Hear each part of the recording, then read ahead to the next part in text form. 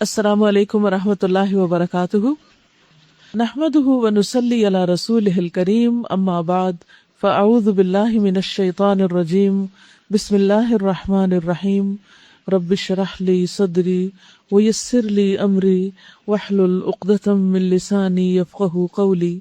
لغت میں صیام مطلق رک جانے کو کہتے ہیں، یعنی ٹو اسٹاپ۔ شریعت میں اس کا مفہوم ہے کہ عبادت کے ارادے سے کھانے پینے، مجامت اور دیگر روزہ توڑنے والی چیزوں سے صبح صادق کے طلوع سے سورج کے غروب تک اجتناب کرنا۔ ہر بالغ، عاقل، مقیم اور روزے کی طاقت رکھنے والے مسلمان پر روزہ فرض ہے۔ فرض روزے کی نیت فجر سے قبل کرنا ضروری ہے کہ آج مجھے روزہ رکھنا ہے۔ نیت کے لیے دل کا ارادہ کافی ہے، زبان سے کوئی الفاظ ادا کرنا سنت سے ثابت نہیں۔ روزے کی حالت میں مسواک کرنا سنت سے ثابت ہے، یعنی اس کا چاہے تھوڑا ٹیسٹ بھی ہو لیکن کوئی فرق نہیں پڑتا۔ آنکھوں میں سرما ڈالنے سے روزہ نہیں ٹوٹتا۔ ناک میں دوا ڈالنے یا دوا حلق یا معدہ تک پہنچ جائے تو روزہ ٹوٹ جائے گا، یعنی آپ نے ڈالی تو آنکھ میں، لیکن کسی بھی وجہ سے وہ حلق کے تھرو سٹمک تک چلی گئی تو پھر روزہ نہیں رہے گا۔ گرمی کی شدت سے روزہ دار غسل یا کلی کر سکتا ہے، منہ پہ پانی وغیرہ بھی چھڑک سکتے ہیں، آنکھوں میں ڈال سکتے ہیں، کانوں میں نہیں ڈالی۔ روزے کی حالت میں وضو کرتے وقت ناک میں اس طرح پانی ڈالنا کہ حلق تک پہنچنے کا اندیشہ ہو، یہ جائز نہیں۔ یعنی وضو میں بھی ہم عام طور پر جب پانی خوب اوپر چڑھاتے ہیں تو احتیاط برتنی چاہیے کہ کہیں ناک کے تھرو حلق سے سٹمک میں نہ چلا جائے، کیونکہ کوئی بھی چیز جو سٹمک تک جاتی ہے اس سے پھر روزہ باقی نہیں رہتا۔ نکسیر، استحاضہ اور اس جیسا دوسرا خون نکلنے سے روزہ نہیں ٹوٹتا، صرف حیض یا نفاس کے خون سے روزہ ٹوٹے گا، خواہ وہ دن کے کسی بھی حصے میں ہو۔ یہ بھی ایک عام طور پر غلط فہمی پائی جاتی ہے کہ اگر آدھے دن کے بعد مینسز شروع ہو تو پھر روزہ ہو جاتا ہے، چاہے 1 منٹ پہلے بھی ہو جائے تب بھی روزہ ختم ہو جاتا ہے۔ ثواب آپ کو مل جائے گا سارا دن روزے سے رہنے کا، لیکن آپ کا وہ روزہ نہیں شمار ہوگا، اس کی قضا آپ کو دینی ہوگی۔ روزے کی حالت میں پچنے لگوائے جا سکتے، نہیں ہجامہ کروا سکتے آپ۔ عمدن قے کرنے سے روزہ ٹوٹ جاتا ہے، البتہ کسی کو خود بخود قے آ جائے تو اس سے روزہ نہیں ٹوٹتا۔ بوقت ضرورت کھانے کا ذائقہ چکھنے میں کوئی حرج نہیں، چکھنے سے مراد کھانا نہیں ہے بلکہ صرف زبان تک تھوڑا سا لگانا۔ طریقہ یہ کہ زبان کے کنارے پر رکھ کر چکھے، حلق تک نہ جانے دیں۔ بھول کر کھا پی لیں تو روزہ صحیح ہوگا، لیکن یاد آتے ہی فوراً ہاتھ روک لینا چاہیے، حتیٰ کہ منہ کا لقمہ یا گھونٹ بھی اگل دینا ضروری، یعنی اگر آپ کے حلق تک گیا تو واپس لانے کی کوشش کریں، نہ کہ آپ سوچیں کہ اچھا کھا تو لیا ہے۔ جس نے جان بوجھ کر کھا پی لیا اس پر توبہ اور روزے کی قضا واجب ہے، یعنی اس نے ایک طرح سے اللہ کا قانون توڑا ہے تو اس لیے توبہ بھی کرنی پڑے گی۔ روزے کی حالت میں تھوک نگلنے میں کوئی مذائقہ نہیں، یعنی یہ نہیں کہ جان بوجھ کے نگلتا رہے، لیکن اگر اندر کو چلی جائے تو کوئی حرج نہیں۔ روزہ دار کے لیے خوشبو لگانا اور سونگھنا جائز ہے۔ جو شخص بڑھاپے یا ایسی بیماری کی وجہ سے جس سے صحت کی امید نہیں روزہ نہ رکھ سکے تو ہر دن کے بدلے ایک مسکین کو کھانا کھلائے گا۔ جو شخص بیمار تھا پھر شفا یاب ہو گیا، قضا کی طاقت رکھتے ہوئے بھی قضا نہ کی اور موت آ گئی، اس کے قضا روزے اس کے وارث کو رکھنے چاہیے۔ یعنی اگر بیمار تھا ایک انسان پھر ٹھیک ہو گیا اور ابھی اس کو قضا رکھنے تھے کہ پھر فوت بھی ہو گیا، تو جو اس کے قضا روزے ہیں وہ وارث رکھیں گے۔ اس میں 2 رائے پائی جاتی ہیں، ایک تو یہ کہ جو فرض روزے ہیں ان کا فدیہ بھی کافی، اور جو نظر کے روزے ہیں ان کی قضا لازم، اور دوسرا یہی جو یہاں لکھا ہوا ہے کہ دونوں روزے جو ہیں وہ وارث رکھ سکتے ہیں، لیکن اگر کوئی وارث رکھنے کو تیار نہ ہو تو پھر میت کے مال میں سے پہلے اس کا فدیہ ادا کر دینا چاہیے۔ حاملہ اور دودھ پلانے والی عورت کے لیے روزہ رکھنا مشقت کا باعث ہو تو روزے نہ رکھے، یا بچے کے لیے اگر تکلیف کا باعث ہو دودھ نہ ملے اس کو، البتہ فوت شدہ روزوں کی قضا واجب ہوگی، بعد میں پھر جب بھی موقع ملے رکھ لیں۔ مسافر کے لیے مطلقاً روزہ نہ رکھنا افضل ہے، لیکن بحالت سفر روزہ رکھ لے تو کوئی حرج نہیں، کیونکہ سفر کی حالت میں نبی صلی اللہ علیہ وسلم سے روزہ رکھنا اور نہ رکھنا دونوں ثابت ہے۔ البتہ گرمی کی شدت اور مشقت دو چند ہو تو مسافر کے لیے روزہ نہ رکھنا متعین ہو جاتا ہے، یعنی لازم ہے کہ پھر نہ رکھے، کیونکہ اپنے آپ کو ہلاکت میں نہ ڈالے۔ رمضان میں روزے کی حالت میں شوہر اپنی بیوی سے زبردستی جمع کر لے تو بیوی کا روزہ صحیح ہوگا اور اس پر کوئی کفارہ نہیں ہوگا، البتہ شوہر گناہگار ہوگا، نیز شوہر پر اس دن کے روزے کی قضا اور کفارہ دونوں لازم آئیں گے۔ کفارہ کے لیے وہ ایک غلام آزاد کرے گا، اگر اس کی طاقت نہ ہو تو مسلسل 2 مہینے کے روزے، اگر اس کی طاقت نہ ہو تو 60 مسکینوں کو کھانا کھلائے گا۔ یہ ایک روزہ جان بوجھ کے توڑنے کی سزا ہے۔ ذہن میں شہوت کا تصور آیا، البتہ تصور لانے پر روکا گیا اور منی خارج ہو گئی یا سوتے میں احتلام ہو گیا تو اس سے روزہ فاسد نہ ہوگا۔ مزی نکلنے سے روزہ نہیں ٹوٹتا۔ غلبہ شہوت کی وجہ سے نکلنے والے لیسدار مادے کو مزی کہتے ہیں۔ فرض روزے کی قضا آئندہ رمضان سے پہلے کسی وقت بھی کی جا سکتی ہے، لیکن اگر کوئی شخص آئندہ رمضان سے پہلے قضا روزے نہیں رکھتا تو اس کو پھر فدیہ بھی دینا چاہیے اور اس کے بعد قضا کر لینا چاہیے۔ چلیے آگے چلتے ہیں۔ 26واں پارہ، سورۃ الاحقاف، مکی سورت ہے۔ اعوذ باللہ من الشیطان الرجیم، بسم اللہ الرحمن الرحیم۔ حامیم، تنزیل الکتاب من اللہ العزیز الحکیم۔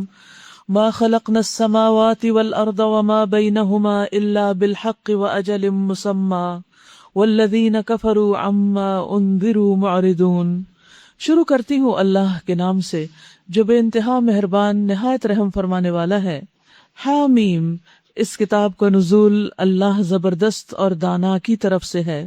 ہم نے زمین اور آسمانوں کو اور ان ساری چیزوں کو جو ان کے درمیان ہیں، سورج، چاند، ستارے، بادل اور جو کچھ بھی ہمیں نظر آتا ہے اور جو نظر نہیں آتا، تو ہم نے زمین اور آسمانوں کو اور ان ساری چیزوں کو جو ان کے درمیان ہیں برحق اور ایک مدت خاص کے تعین کے ساتھ پیدا کیا ہے، مگر یہ کافر لوگ اس حقیقت سے منہ موڑے ہوئے ہیں جس سے ان کو خبردار کیا گیا ہے۔ یعنی اللہ سبحانہ تعالیٰ نے یہ دنیا جو بنائی ہے بے مقصد کھلونا نہیں بنائی کہ ہم یہاں پر صرف کھیل کھیل کر چلے جائیں، منمانے کام کرتے رہیں، بلکہ یہ کسی مقصد کے ساتھ بنی ہے۔ لیکن جو لوگ انکار کرتے ہیں وہ اس حقیقت سے منہ موڑے ہوئے ہیں اور اس کی طرف توجہ نہیں کرتے کہ اس کائنات کے بنائے جانے کا مقصد کیا ہے اور خود ان کی اپنی ذات کی تخلیق کا مقصد کیا ہے۔ اللہ تعالیٰ نے یہ سب کچھ انسانوں کو ایسے ہی نہیں دے دیا۔ قُلْ أَرَأَيْتُمْ مَا تَدْعُونَ مِن دُونِ اللَّهِ أَرُونِي مَاذَا خَلَقُوا مِنَ الْأَرْضِ أَمْ لَهُمْ شِرْكٌ فِي السَّمَاوَاتِ۔ اے نبی صلی اللہ علیہ وسلم، ان سے کہیے کبھی تم نے آنکھیں کھول کر دیکھا بھی کہ وہ ہستیاں ہیں کیا جنہیں تم اللہ کو چھوڑ کر پکارتے ہو؟ ذرا مجھے دکھاؤ تو صحیح کہ زمین میں انہوں نے کیا پیدا کیا ہے یا آسمانوں کی تخلیق اور تدبیر میں ان کا کیا حصہ ہے۔ یعنی ایک یہ ہے کہ یہ سب کچھ اللہ نے بنایا ہے اور ایک یہ کہ یہ ان کے دیوتا دیویوں نے بنایا ہے۔ اگر دیوتا دیویوں نے بنایا ہے تو کسی ایک چیز کے بارے میں بتاؤ کہ کون سی چیز انہوں نے بنائی ہے اور کس چیز کو وہ مینٹین کر رہے ہیں اور کس چیز کا نظام وہ چلا رہے ہیں، اور ان میں سے کون سی چیز ایسی ہے کہ جو ان دیوتا دیویوں کے وجود سے بعد وجود میں آئی ہے۔ یہ سب کچھ تو ان سے پہلے کا ہے، تو یہ تو بالکل عقل کو لگنے والی بات نہیں کہ جو خود بنے وہ اپنے بننے سے پہلے کی کسی چیز کو بنا چکے۔ مجھے دکھاؤ تو صحیح کہ زمین میں انہوں نے کیا پیدا کیا ہے یا آسمانوں کی تخلیق اور تدبیر میں ان کا کیا حصہ ہے۔ اس سے پہلے آئی ہوئی کتاب یا علم کا کوئی بقیہ ان عقائد کے ثبوت میں تمہارے پاس ہو تو وہی لے آؤ اگر تم سچے ہو۔ آخر اس شخص سے زیادہ بہکا ہوا انسان اور کون ہوگا جو اللہ کو چھوڑ کر ان کو پکارے جو قیامت تک اسے جواب نہیں دے سکتے۔ یعنی انسان اللہ کو پکارنے کی بجائے اگر کسی اور کو بھی پکارتے، خصوصاً قبروں میں پڑے ہوئے مردوں کو، تو وہ تو سنتے بھی نہیں، جواب کہاں دیں گے؟ فرمائے قیامت تک بھی پکارتے رہو تو تمہیں جواب نہیں دے سکتے، بلکہ وہ اس سے بھی بے خبر ہیں کہ پکارنے والے ان کو پکار رہے ہیں۔ اور جب تمام انسان جمع کیے جائیں گے اس وقت وہ اپنے پکارنے والوں کے دشمن اور ان کی عبادت کے منکر ہوں گے، یعنی قیامت کے دن وہ اس سے صاف انکار کر دیں گے۔ ان لوگوں کو جب ہماری صاف صاف آیات سنائی جاتی ہیں اور حق ان کے سامنے آ جاتا ہے تو یہ کافر لوگ اس کے متعلق کہتے ہیں کہ یہ تو کھلا جادو ہے۔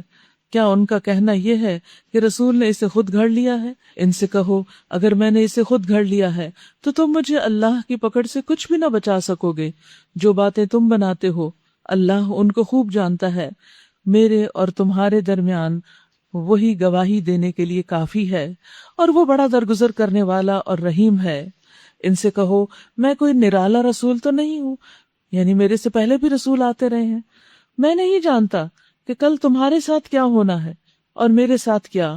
میں تو صرف اس وحی کی پیروی کرتا ہوں جو میرے پاس بھیجی جاتی ہے، اور میں ایک صاف صاف خبردار کر دینے والے کے سوا اور کچھ نہیں ہوں۔ اے نبی صلی اللہ علیہ وسلم، ان سے کہیے کبھی تم نے سوچا بھی کہ اگر یہ کلام اللہ ہی کی طرف سے ہوا اور تم نے اس کا انکار کر دیا تو تمہارا کیا انجام ہوگا؟ اور اس جیسے ایک کلام پر تو بنی اسرائیل کا ایک گواہ شہادت بھی دے چکا ہے، وہ ایمان لے آیا اور تم اپنے گھمنڈ میں پڑے رہے۔ اشارہ ہے عبداللہ بن سلام کی طرف۔ ایسے ظالموں کو اللہ ہدایت نہیں دیا کرتا، یعنی جو جان بوجھ کے سب کچھ سمجھتے ہوئے پھر انکار کریں۔ وقال الذین کفروا للذین آمنوا لو کان خیرا ما سبقونا الیہ، جن لوگوں نے ماننے سے انکار کر دیا ہے وہ ایمان لانے والوں کے متعلق کہتے ہیں کہ اگر اس کتاب کو مان لینا کوئی اچھا کام ہوتا تو یہ لوگ اس معاملے میں ہم سے سبقت نہ لے جا سکتے تھے۔ چونکہ انہوں نے اس سے ہدایت نہ پائی، اس لیے اب یہ ضرور کہیں گے کہ یہ تو پرانا جھوٹ ہے، حالانکہ اس سے پہلے موسیٰ کی کتاب رہنما اور رحمت بن کر آ چکی ہے، اور یہ کتاب اس کی تصدیق کرنے والی زبان عربی میں آئی ہے تاکہ ظالموں کو متنبہ کر دے اور نیک روش اختیار کرنے والوں کو بشارت دے دے۔ جن لوگوں نے کہہ دیا کہ اللہ ہی ہمارا رب ہے پھر اس پر جم گئے، ان کے لیے نہ کوئی خوف ہے اور نہ وہ غمگین ہوں گے۔ ایسے سب لوگ جنت میں جانے والے ہیں جہاں وہ ہمیشہ رہیں گے اپنے ان اعمال کے بدلے جو وہ دنیا میں کرتے رہے۔ تو اس آیت کو انڈر لائن کیجئے، ان الذین قالوا ربنا اللہ ثم استقاموا فلا خوف علیہم ولا هم یحزنون، کہ بے شک جن لوگوں نے کہا اللہ ہمارا رب ہے پھر وہ اس پہ جم گئے، انہوں نے استقامت اختیار کی، ایسے لوگوں کے لیے نہ کوئی خوف ہے نہ کوئی غم ہے۔ اگر ہم خوف اور غم سے بچنا چاہتے ہیں تو ہمیں اللہ پر ایمان لا کر استقامت اختیار کرنی ہوگی، یعنی اس دین کے راستے پر، حق کے راستے پر جم جانا ہوگا، خواہ کیسی بھی مخالفتیں سامنے کیوں نہ آ رہی ہوں۔ حدیث میں آتا ہے کہ بے شک اللہ کے نزدیک سب سے زیادہ پسندیدہ عمل وہ ہے جسے ہمیشہ کیا جائے، خواہ وہ کم ہی کیوں نہ ہو۔ لیکن کبھی ایک وقت میں بہت کچھ کر لینا اور پھر دوسرے وقت میں چھوڑ دینا، پھر کسی وقت دوبارہ کرنا شروع کر دینا، تو زندگی میں اتنے زیادہ اتار چڑھاؤ نہیں ہونے چاہیے۔ نیکی کے کام کو مستقل مزاجی کے ساتھ کرنا جنت میں لے جانے کا باعث ہے، کیونکہ یہ اللہ تعالیٰ کا پسندیدہ کام ہے۔ آپ صلی اللہ علیہ وسلم کو دین میں سب سے زیادہ پسندیدہ وہی عمل تھا جس کے کرنے والے کو اس پر دوام ہو۔ پھر اسی طرح اللہ پر ایمان لانے کے بعد یہ سب سے اہم کام ہے، ان الذین قالوا ربنا اللہ ثم استقاموا۔ سفیان ثقفی سے مروی ہے کہ ایک شخص نے عرض کیا، یا رسول اللہ مجھے اسلام کے حوالے سے کوئی ایسا حکم دیجئے کہ مجھے آپ کے بعد کسی سے پوچھنے کی ضرورت نہ رہے۔ آپ نے فرمایا، پہلے اقرار کرو کہ میں اللہ پر ایمان لایا، پھر اس پر ہمیشہ ثابت قدم رہو۔ اس نے عرض کیا، میں کس چیز سے بچوں؟ آپ نے اپنی زبان کی طرف اشارہ کیا کہ اپنی زبان کی حفاظت کرو۔ تو اس سے بھی کیا پتہ چلتا ہے کہ آپ نے اسے ایمان لانے کے بعد جو پہلا کرنے کا کام بتایا وہ کیا ہے؟ ایمان پر استقامت۔ ایک اور حدیث میں آتا ہے، آپ نے فرمایا ثابت قدم رہو اور چاہیے کہ تم اپنا اخلاق اچھا کرو، یعنی نیکیوں میں ثابت قدمی اور دوام اختیار کرو، لیکن اس کے ساتھ ساتھ اپنے اخلاق کو بہترین بناؤ، کیونکہ جب تک اخلاق اچھا نہ ہو، جب تک زبان کی حفاظت نہ ہو، استقامت نہیں آ سکتی۔ اور استقامت کے لیے زبان کی درستگی ضروری ہے۔ زبان کا غلط استعمال انسان کو حق سے پھیر دیتا ہے۔ رسول اللہ صلی اللہ علیہ وسلم نے فرمایا، کسی آدمی کا ایمان سیدھا نہیں ہوتا، ایمان درست نہیں ہوتا، یہاں تک کہ اس کا دل درست ہو جائے، اور اس کا دل درست نہیں ہوتا یہاں تک کہ اس کی زبان درست ہو جائے۔ تو اگر کسی کی زبان ہی درست نہیں تو پھر کیا ہوگا؟ دل درست نہیں ہوگا۔ اب اس کو آپ اپنے اوپر لے کر دیکھیے، اگر آپ کسی کے ساتھ زیادتی کریں، کسی کو ڈانٹ ڈپٹ دیں یا ناروا بات نکالیں منہ سے، یا کوئی شیخی بگاڑیں، یا کوئی ایسی بات کہے کہ جو نازیبا ہے، کسی کا مذاق اڑانے والی چیز ہے، یا کسی بھی طرح کسی کو ستانے والی چیز ہے، اس کے بعد آپ کے اپنے دل کی حالت کیا ہوتی ہے؟ کیا دل درست رہتا ہے؟ دل درست نہیں رہتا۔ اور جب دل درست نہیں ہوتا تو پھر کیا اچھے اچھے نیکی کے کام کرنے کو دل چاہتا ہے؟ نہیں، بلکہ جو آپ کر رہے ہوتے ہیں آپ کی ساری روٹین بھی ڈسٹرب ہو جاتی ہے مینٹل ڈسٹربنس سے۔ اس لیے انسان گراس روٹ لیول پہ جا کے یا بالکل بیک ٹریک کر کے یہ دیکھے کہ خرابی شروع کہاں سے ہوئی، تو خرابی جو ہے وہ زبان سے شروع ہوتی، تو زبان کو کنٹرول میں کر لے۔ اس کا طریقہ کیا ہے؟ ایسے سارے مواقع پر جب انسان کو کسی کی بات بری لگے تو اس وقت اپنے آپ کو روک لے کہ مجھے ناحق بات کوئی نہیں کہنی، کیونکہ ہم اکثر غصے میں آ کر جوش میں آتے ہیں اور جوش میں آ کر پھر ہوش میں نہیں رہتے، اور جب ہوش میں نہیں رہتے تو پھر جو منہ میں آتا ہے بولتے چلے جاتے ہیں، جس کے نتیجے میں بہت سی چیزیں خراب ہو جاتی ہیں۔ تو اگر ایک چیز کو کنٹرول کر لیا جائے، یعنی زبان کو لاک کر لیا جائے، تو باقی ساری چیزیں اپنی اپنی جگہ سیٹل رہیں گی۔ وَوَصَّيْنَا الْإِنسَانَ بِوَالِدَيْهِ إِحْسَانًا حَمَلَتْهُ أُمُّهُ كُرْهًا وَوَضَعَتْهُ كُرْهًا وَحَمْلُهُ وَفِصَالُهُ 30 شهرا حتى إذا بلغ أشده وبلغ 40 سنة قال رب أوزعني أن أشكر نعمتك التي أنعمت علي وعلى والدي وأن أعمل صالحا ترضاه وأصلح لي في ذريتي إني تبت إليك وإني من المسلمين۔ ہم نے انسان کو ہدایت کی کہ وہ اپنے والدین کے ساتھ نیک برتاؤ کرے۔ اس کی ماں نے مشقت اٹھا کر اسے پیٹ میں رکھا اور مشقت اٹھا کر ہی اس کو جنم دیا، پھر اس کے حمل اور دودھ چھڑانے میں 30 مہینے لگ گئے، یہاں تک کہ جب وہ اپنی پوری طاقت کو پہنچا اور 40 سال کا ہو گیا تو اس نے کہا، اے میرے رب مجھے توفیق دے کہ میں تیری ان نعمتوں کا شکر ادا کروں جو تو نے مجھے اور میرے والدین کو عطا فرمائی، اور ایسا نیک عمل کروں جس سے تو راضی ہو جائے، اور میری اولاد کو بھی نیک بنا کر مجھے سکھ دے۔ میں تیرے حضور توبہ کرتا ہوں اور تابع فرمان مسلم بندوں میں سے ہوں۔ ایسے لوگوں کے ساتھ اللہ تعالیٰ کیا معاملہ کرتے ہیں؟ اولئک الذین نتقبل عنہم احسن ما عملوا، اس طرح کے لوگوں سے ہم ان کے بہترین اعمال کو قبول کرتے ہیں اور ان کی برائیوں سے درگزر کر جاتے ہیں۔ یہ جنت کے لوگ ہیں، جنتی لوگوں میں شامل ہوں گے اس سچے وعدے کے مطابق جو ان سے کیا جاتا رہا ہے۔ تو یہاں ایک تو ہمیں والدین کے ساتھ حسن سلوک کا سبق دیا جا رہا ہے، اور اس کی وجہ بھی بتائی جا رہی ہے کہ والدین کتنی زیادہ قربانیاں کرتے ہیں، اور اس میں خصوصاً ماں کا حق زیادہ بتایا گیا۔ آپ دیکھیے کہ ماں موت کے منہ میں جا کر بچے کو جنم دیتی، اتنا بڑا رسک زندگی کا، یعنی اس وقت اس کی جان بھی رسک پہ ہوتی، وہ مر بھی سکتی، اور کتنی مائیں ولادت کے موقع پہ مر جاتی، وہ اس وقت زندگی کی نسبت موت سے زیادہ قریب ہوتی۔ تو کوئی اور ہستی ہے جس نے آپ کے لیے اتنی بڑی قربانی کی ہو کہ اپنی جان خطرے میں ڈال کر آپ کو جنم دیا؟ یہ ماں ہی کر سکتی۔ اس لیے ماں کا حق سب سے زیادہ ہے کہ حملتہ امہ کرہن، پہلے حمل کی تکلیف، اور پھر ووضعتہ کرہن، پھر جنم دینے کی تکلیف، سخت تکلیف اور ناپسندیدگی کی حالت میں مشقت پہ مشقت اٹھا کر، اور پھر یہ 1-2 دن کی بات نہیں تھی، یعنی بعض تکلیفیں ہوتی ہیں نا کہ ایک دن ہوئی دوسرے دن ختم، یہ مسلسل 9 مہینے تک ہر حال میں ہر سٹیج پر کوئی نہ کوئی تکلیف جاری رہتی، خواہ وہ بوجھ اٹھانے کی ہو یا نفسیاتی طور پر ایون یا ذہنی طور پر یا اوور آل تھکاوٹ کے اعتبار سے ایک تکلیف دہ صورتحال ہوتی ہے۔ پھر جب بچہ پیدا ہو چکتا ہے تو ایک بوجھ ہٹتا ہے، ایک تکلیف ہٹتی تو دوسری شروع ہو جاتی، پھر اس کا رونا دھونا اور اس کی نیپیاں اور اس کا دودھ پلانا اور اس کا راتوں کو جاگنا اور بے شمار اس کے کام، جس کی وجہ سے اس کی اپنی زندگی اور اپنی مرضی کوئی نہیں رہتی۔ بچوں کے بغیر تو ہم اپنی مرضی کے مالک ہوتے ہیں، لیکن جب بچے پیدا ہو جاتے ہیں تو پھر بچوں کی مرضی پہ چلنا پڑتا ہے، اور اس میں انسان فرار نہیں حاصل کر سکتا۔ تو اس لیے ماں کے حق کو یہاں پر زیادہ ایلیبوریٹ کیا گیا۔ ابو ہریرہ بیان کرتے ہیں کہ ایک صحابی حضور صلی اللہ علیہ وسلم کی خدمت میں حاضر ہوئے اور عرض کیا کہ یا رسول اللہ، میرے اچھے سلوک کا سب سے زیادہ حقدار کون ہے؟ فرمایا تمہاری ماں۔ پوچھا اس کے بعد کون؟ فرمایا تمہاری ماں۔ اس نے پوچھا پھر اس کے بعد کون؟ فرمایا تمہاری ماں۔ انہوں نے پوچھا اس کے بعد کون؟ فرمایا پھر تمہارا باپ۔ یعنی اگرچہ باپ کا بھی حق ہے لیکن ماں کے 3 گنا بعد۔ حقیقت یہ ہے کہ ہم کبھی بھی والدین کا بدلہ چکا نہیں سکتے۔ اگر ہم میں سے کوئی یہ کہنا کہ میں نے اتنا ان پہ خرچ کر دیا ہے، ان کو یہ سہولتیں زندگی میں دے دی، تو اب میں نے تو اپنا حق ادا کر دیا، فرض پورا کر دیا، تو یہ نہیں ہو سکتا۔ رسول اللہ صلی اللہ علیہ وسلم نے فرمایا، بیٹا اپنے والد کے احسانات کا بدلہ چکا نہیں سکتا سوائے اس کے کہ وہ اسے غلام پائے، اسے خریدے اور اس کو آزاد کرا دے، یعنی اس درجے کی قربانی کرے تو بھی کہا جا سکتا ہے، ادروائز نہیں۔ پھر یہ ہے کہ اچھا سلوک کرنے کے لیے زندگی میں انسان جو بھی اپنے حیثیت توفیق کے مطابق، استطاعت کے مطابق کر سکتا ہے کرے، لیکن یہ حق مر کے بھی ختم نہیں ہوتا کہ اگر والدین فوت ہو جائیں تو ان کے لیے دعائیں کرنی چاہیے۔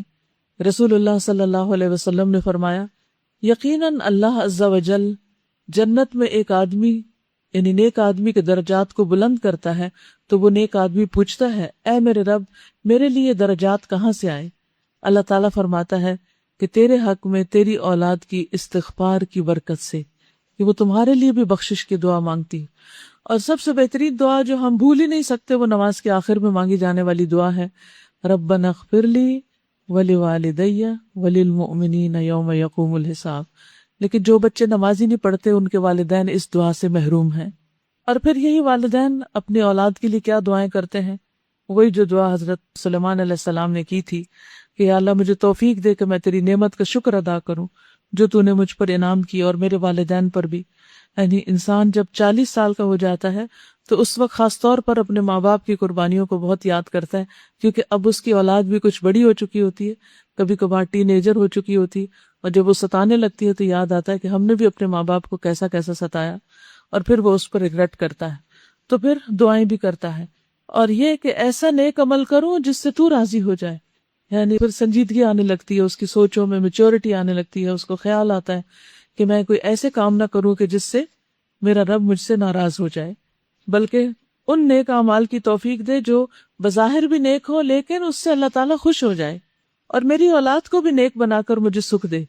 یعنی پھر اولاد کے لیے بھی دعا کرتا ہے، اور میں تیرے حضور توبہ کرتا ہوں اور تابع فرمان مسلم بندوں میں سے ہوں۔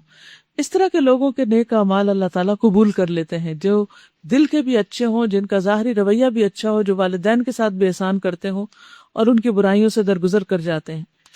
یہ جنتی لوگوں میں شامل ہوں گے، ان سے جو وعدہ اللہ نے کیا ہے وہ سچا ہے۔ اور جس شخص نے اپنے والدین سے کہا اف تنگ کر دیا تم نے، یعنی ماں باپ کے ساتھ ایسے بات کر ہی نہیں سکتے، لیکن اگر کوئی یہ کرتا ہے اور کہتا ہے کیا تم مجھے یہ خوف دلاتے ہو کہ میں مرنے کے بعد پھر قبر سے نکالا جاؤں گا، یعنی خاص طور پر بچے ماں باپ کی نصیحتوں سے تنگ ہوتے ہیں، تو اس کی طرف یہاں اشارہ ہے۔ حالانکہ مجھ سے پہلے بہت سی نسلیں گزر چکی ہیں، ان میں سے تو کوئی اٹھ کے نہیں آیا، کیسی بودھی دلیلیں دے رہے ہیں۔ ماں اور باپ اللہ کی دہائی دے کے کہتے ہیں ارے بد نصیب مان جا، اللہ کا وعدہ سچا ہے، مگر وہ کہتا ہے یہ سب اگلے وقتوں کی فرسودہ کہانیاں ہیں۔ یعنی عام طور پر نوجوانوں کا حال کیا ہوتا ہے کہ نئے نئے افکار سے متاثر ہو کر والدین کے دین کو، ان کی تعلیم کو، ان کی تربیت کو وہ فرسودہ خیالات، اولڈ فیشن قرار دیتے ہیں اور ان سے منہ موڑے رکھتے ہیں، اور یہ کہتے ہیں کہ آپ چپ رہیں، ہمیں کچھ نہ کہیں، آپ نے ایک دفعہ بتا دیا، ہم نے سن لیا، کافی ہے۔ اور پھر وہ کہتے ہیں کہ یہ جو تم قرآن ہر وقت پڑھتے رہتے ہو نا، یہ 1400 سال پرانی کتاب ہے، آج کے دور میں یہ عمل کے قابل نہیں ہے۔ تو ایسے لوگوں کا انجام کیا ہوگا؟ فرمایا یہ وہ لوگ ہیں جن پر عذاب کا فیصلہ چسپاں ہو چکا ہے۔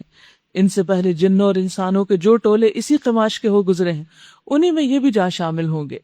بے شک یہ گھاٹے میں رہ جانے والے لوگ ہیں، دونوں گروہوں میں سے ہر ایک کے درجے ان کے اعمال کے لحاظ سے ہیں، تاکہ اللہ ان کے کیے کا پورا پورا بدلہ ان کو دے، ان پر ہرگز ظلم نہ کیا جائے گا۔ پھر جب یہ کافر آگ کے سامنے لا کھڑے کیے جائیں گے تو ان سے کہا جائے گا تم اپنے حصے کی نعمتیں اپنی دنیا کی زندگی میں ختم کر چکے اور ان کا لطف تم نے اٹھا لیا، اب جو تکبر تم زمین میں کسی حق کے بغیر کرتے رہے اور جو نافرمانیاں تم نے کی، ان کی پاداش میں آج تم کو ذلت کا عذاب دیا جاتا ہے، کیونکہ دنیا میں انہوں نے اپنے آپ کو بڑی چیز سمجھا تھا، تکبر کیا تھا، جس کے نتیجے میں ان کی ذلت ہوئی۔ تو اس سے یہ پتہ چلتا ہے کہ انسان کو دنیا کی نعمتیں استعمال کرتے ہوئے بھی شکر ادا کرنا چاہیے اور اللہ سے ڈرتے رہنا چاہیے کہ کہیں ایسا تو نہیں کہ اللہ تعالیٰ فرمائے کہ تم اپنی دنیا کی نعمتیں دنیا میں ہی استعمال کر کے آگئے ہو، یہاں کے لیے کچھ بھی نہیں بچا۔ حضرت عبد الرحمن بن عوف کے بارے میں آتا ہے کہ ان کے پاس کھانا لایا گیا، یعنی کھانا پیش کیا گیا، تو انہوں نے کہا مصعب بن عمیر شہید کیے گئے اور وہ مجھ سے بہتر تھے، اور جس چادر کا انہیں کفن دیا گیا وہ سر کی طرف سے باندھتے تھے تو پاؤں سے کھل جاتی تھی، پاؤں لپیٹتے تو سر کی طرف سے کھل جاتی تھی، اور ہمارے لیے دنیا اتنی کشادہ کر دی گئی، ہمیں ڈر ہے کہ کہیں ہماری نیکیوں کا بدلہ ہمیں دنیا میں ہی نہ مل جائے۔ اس کے بعد آپ رو پڑے یہاں تک کہ آپ نے کھانا چھوڑ دیا، یعنی وہ دنیا کی نعمتیں سامنے آنے پر اوور ایکسائٹیڈ نہیں ہو جاتے تھے بلکہ روتے تھے کہ کہیں قیامت کے اجر میں سے کوئی چیز کم نہ ہو جائے۔ وَاذْكُرْ أَخَا عَادٍ إِذْ أَنذَرَ قَوْمَهُ بِالْأَحْقَافِ وَقَدْ خَلَتِ النُّذُرُ مِنْ بَيْنِ يَدَيْهِ وَمِنْ خَلْفِهِ أَلَّا تَعْبُدُوا إِلَّا اللَّهَ إِنِّي أَخَافُ عَلَيْكُمْ عَذَابَ يَوْمٍ عَظِيمٍ۔ ذرا انہیں عاد کے بھائی ہود علیہ السلام کا قصہ سناؤ جبکہ اس نے احقاف میں اپنی قوم کو خبردار کیا تھا۔ احقاف جو ہے حقف کی جمع ہے، جس کا مطلب ہے ریت کا لمبا ٹیلا، تو یہ اس علاقے کی بات ہے جہاں حضرت ہود کی قوم تھی، قوم عاد، تو وہاں پر ریت کے بڑے بڑے ٹیلے اور پہاڑ وغیرہ تھے، اور یہ حضر موت کی طرف جگہ ہے، اسی مناسبت سے پھر یہ اصحاب الاحقاف بن گئے، کہف نہیں احقاف، قاف موٹے ساتھ، جو سورت کا نام ہے۔ ذرا انہیں عاد کے بھائی ہود علیہ السلام کا قصہ سناؤ، جب اس نے احقاف میں اپنی قوم کو خبردار کیا، یعنی ٹیلوں والی زمین پر، اور ایسے خبردار کرنے والے اس سے پہلے بھی گزر چکے تھے اور اس کے بعد بھی آتے رہے کہ اللہ کے سوا کسی کی بندگی نہ کرو، مجھے تمہارے حق میں ایک بڑے ہولناک دن کے عذاب کا اندیشہ ہے۔ انہوں نے کہا، کیا تو اس لیے آیا ہے کہ ہمیں بہکا کر ہمارے معبودوں سے برگشتہ کر دے؟ اچھا تو لے آ اپنا وہ عذاب جس سے تو ہمیں ڈراتا ہے، اگر واقعی تو سچا ہے۔ اس نے کہا، اس کا علم تو اللہ کو ہے، میں صرف تمہیں وہ پیغام پہنچا رہا ہوں جسے دے کر مجھے بھیجا گیا ہے، مگر میں دیکھ رہا ہوں کہ تم لوگ جہالت برت رہے ہو۔ پھر جب انہوں نے اس عذاب کو اپنی وادیوں کی طرف آتے ہوئے دیکھا تو کہنے لگے، یہ بادل ہے جو ہم کو سیراب کرے گا۔ نہیں، بلکہ یہ وہی چیز ہے جس کے لیے تم جلدی مچا رہے تھے۔ یہ ہوا کا طوفان ہے جس میں دردناک عذاب چلا رہا ہے، اپنے رب کے حکم سے ہر چیز کو تباہ کر ڈالے گا۔ آخر ان کا حال یہی ہوا کہ ان کے رہنے کی جگہوں کے سوا وہاں کچھ نظر نہ آتا تھا۔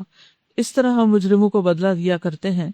ان کو ہم نے وہ کچھ دیا تھا جو تم لوگوں کو نہیں دیا ہے، ان کو ہم نے کان، آنکھیں، دل سب کچھ دے رکھے تھے، مگر نہ وہ ان کے کسی کام آئے، نہ آنکھیں نہ دل، کیونکہ وہ اللہ کی آیات کا انکار کرتے تھے اور اس چیز کے پھیر میں آ گئے جس کا وہ مذاق اڑاتے تھے۔ تو یہاں اس قوم کا پورا نقشہ کھینچ کر رکھ دیا گیا کہ کس طرح ان کے اوپر عذاب آیا۔ یعنی بظاہر اگر آندھی بھی چلتی تو ان کے اوپر اثر نہ ہوتا، اگر بارش طوفان وغیرہ ہوتا تو یہ اپنے گھروں میں جا چھپتے، لیکن اللہ کے عذاب سے پھر بھی کوئی چیز ان کو بچا نہ سکی۔ اسی چیز کا یہاں تذکرہ کیا جا رہا ہے۔ اب یہاں پر اللہ کا عذاب کس شکل میں آیا؟ ان پر ایک بادل بھیجا گیا۔ ہم پہ بھی بادل آتے ہیں، بادل دیکھ کر ہم سب خوش ہو جاتے ہیں۔ یہ بھی بڑے خوش ہو گئے اور انہوں نے کہا کہ ہم پہ بارش برسے گی، گرمی تھی اب موسم ٹھنڈا ہو جائے گا، لیکن کیا ہوا؟ آگ برسنے لگی۔ اسی لیے ہم دیکھتے ہیں کہ نبی صلی اللہ علیہ وسلم اچانک عذاب کے آنے سے ڈرتے تھے بہت، اس لیے کھل کے ہنستے نہیں تھے۔ جب آپ بادل آتا ہوا دیکھتے یا تیز ہوا چلتی تو گھبراہٹ اور خوف سے آپ کا چہرہ مبارک پہچان لیا جاتا، یعنی بادلوں کے آنے پر آپ ڈر جاتے تھے۔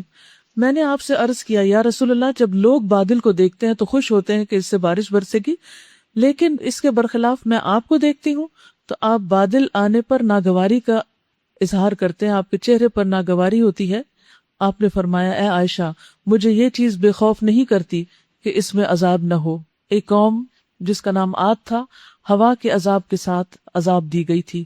انہوں نے جب عذاب دیکھا تو بولے، ھذا عارض ممطرنا، یہ بادل ہے جو ہم پر برسے گا، اور وہ یہیں پر ہی منشن ہوا ہے۔ تیز آندھی چلے تو دعا آتی ہے آپ کو؟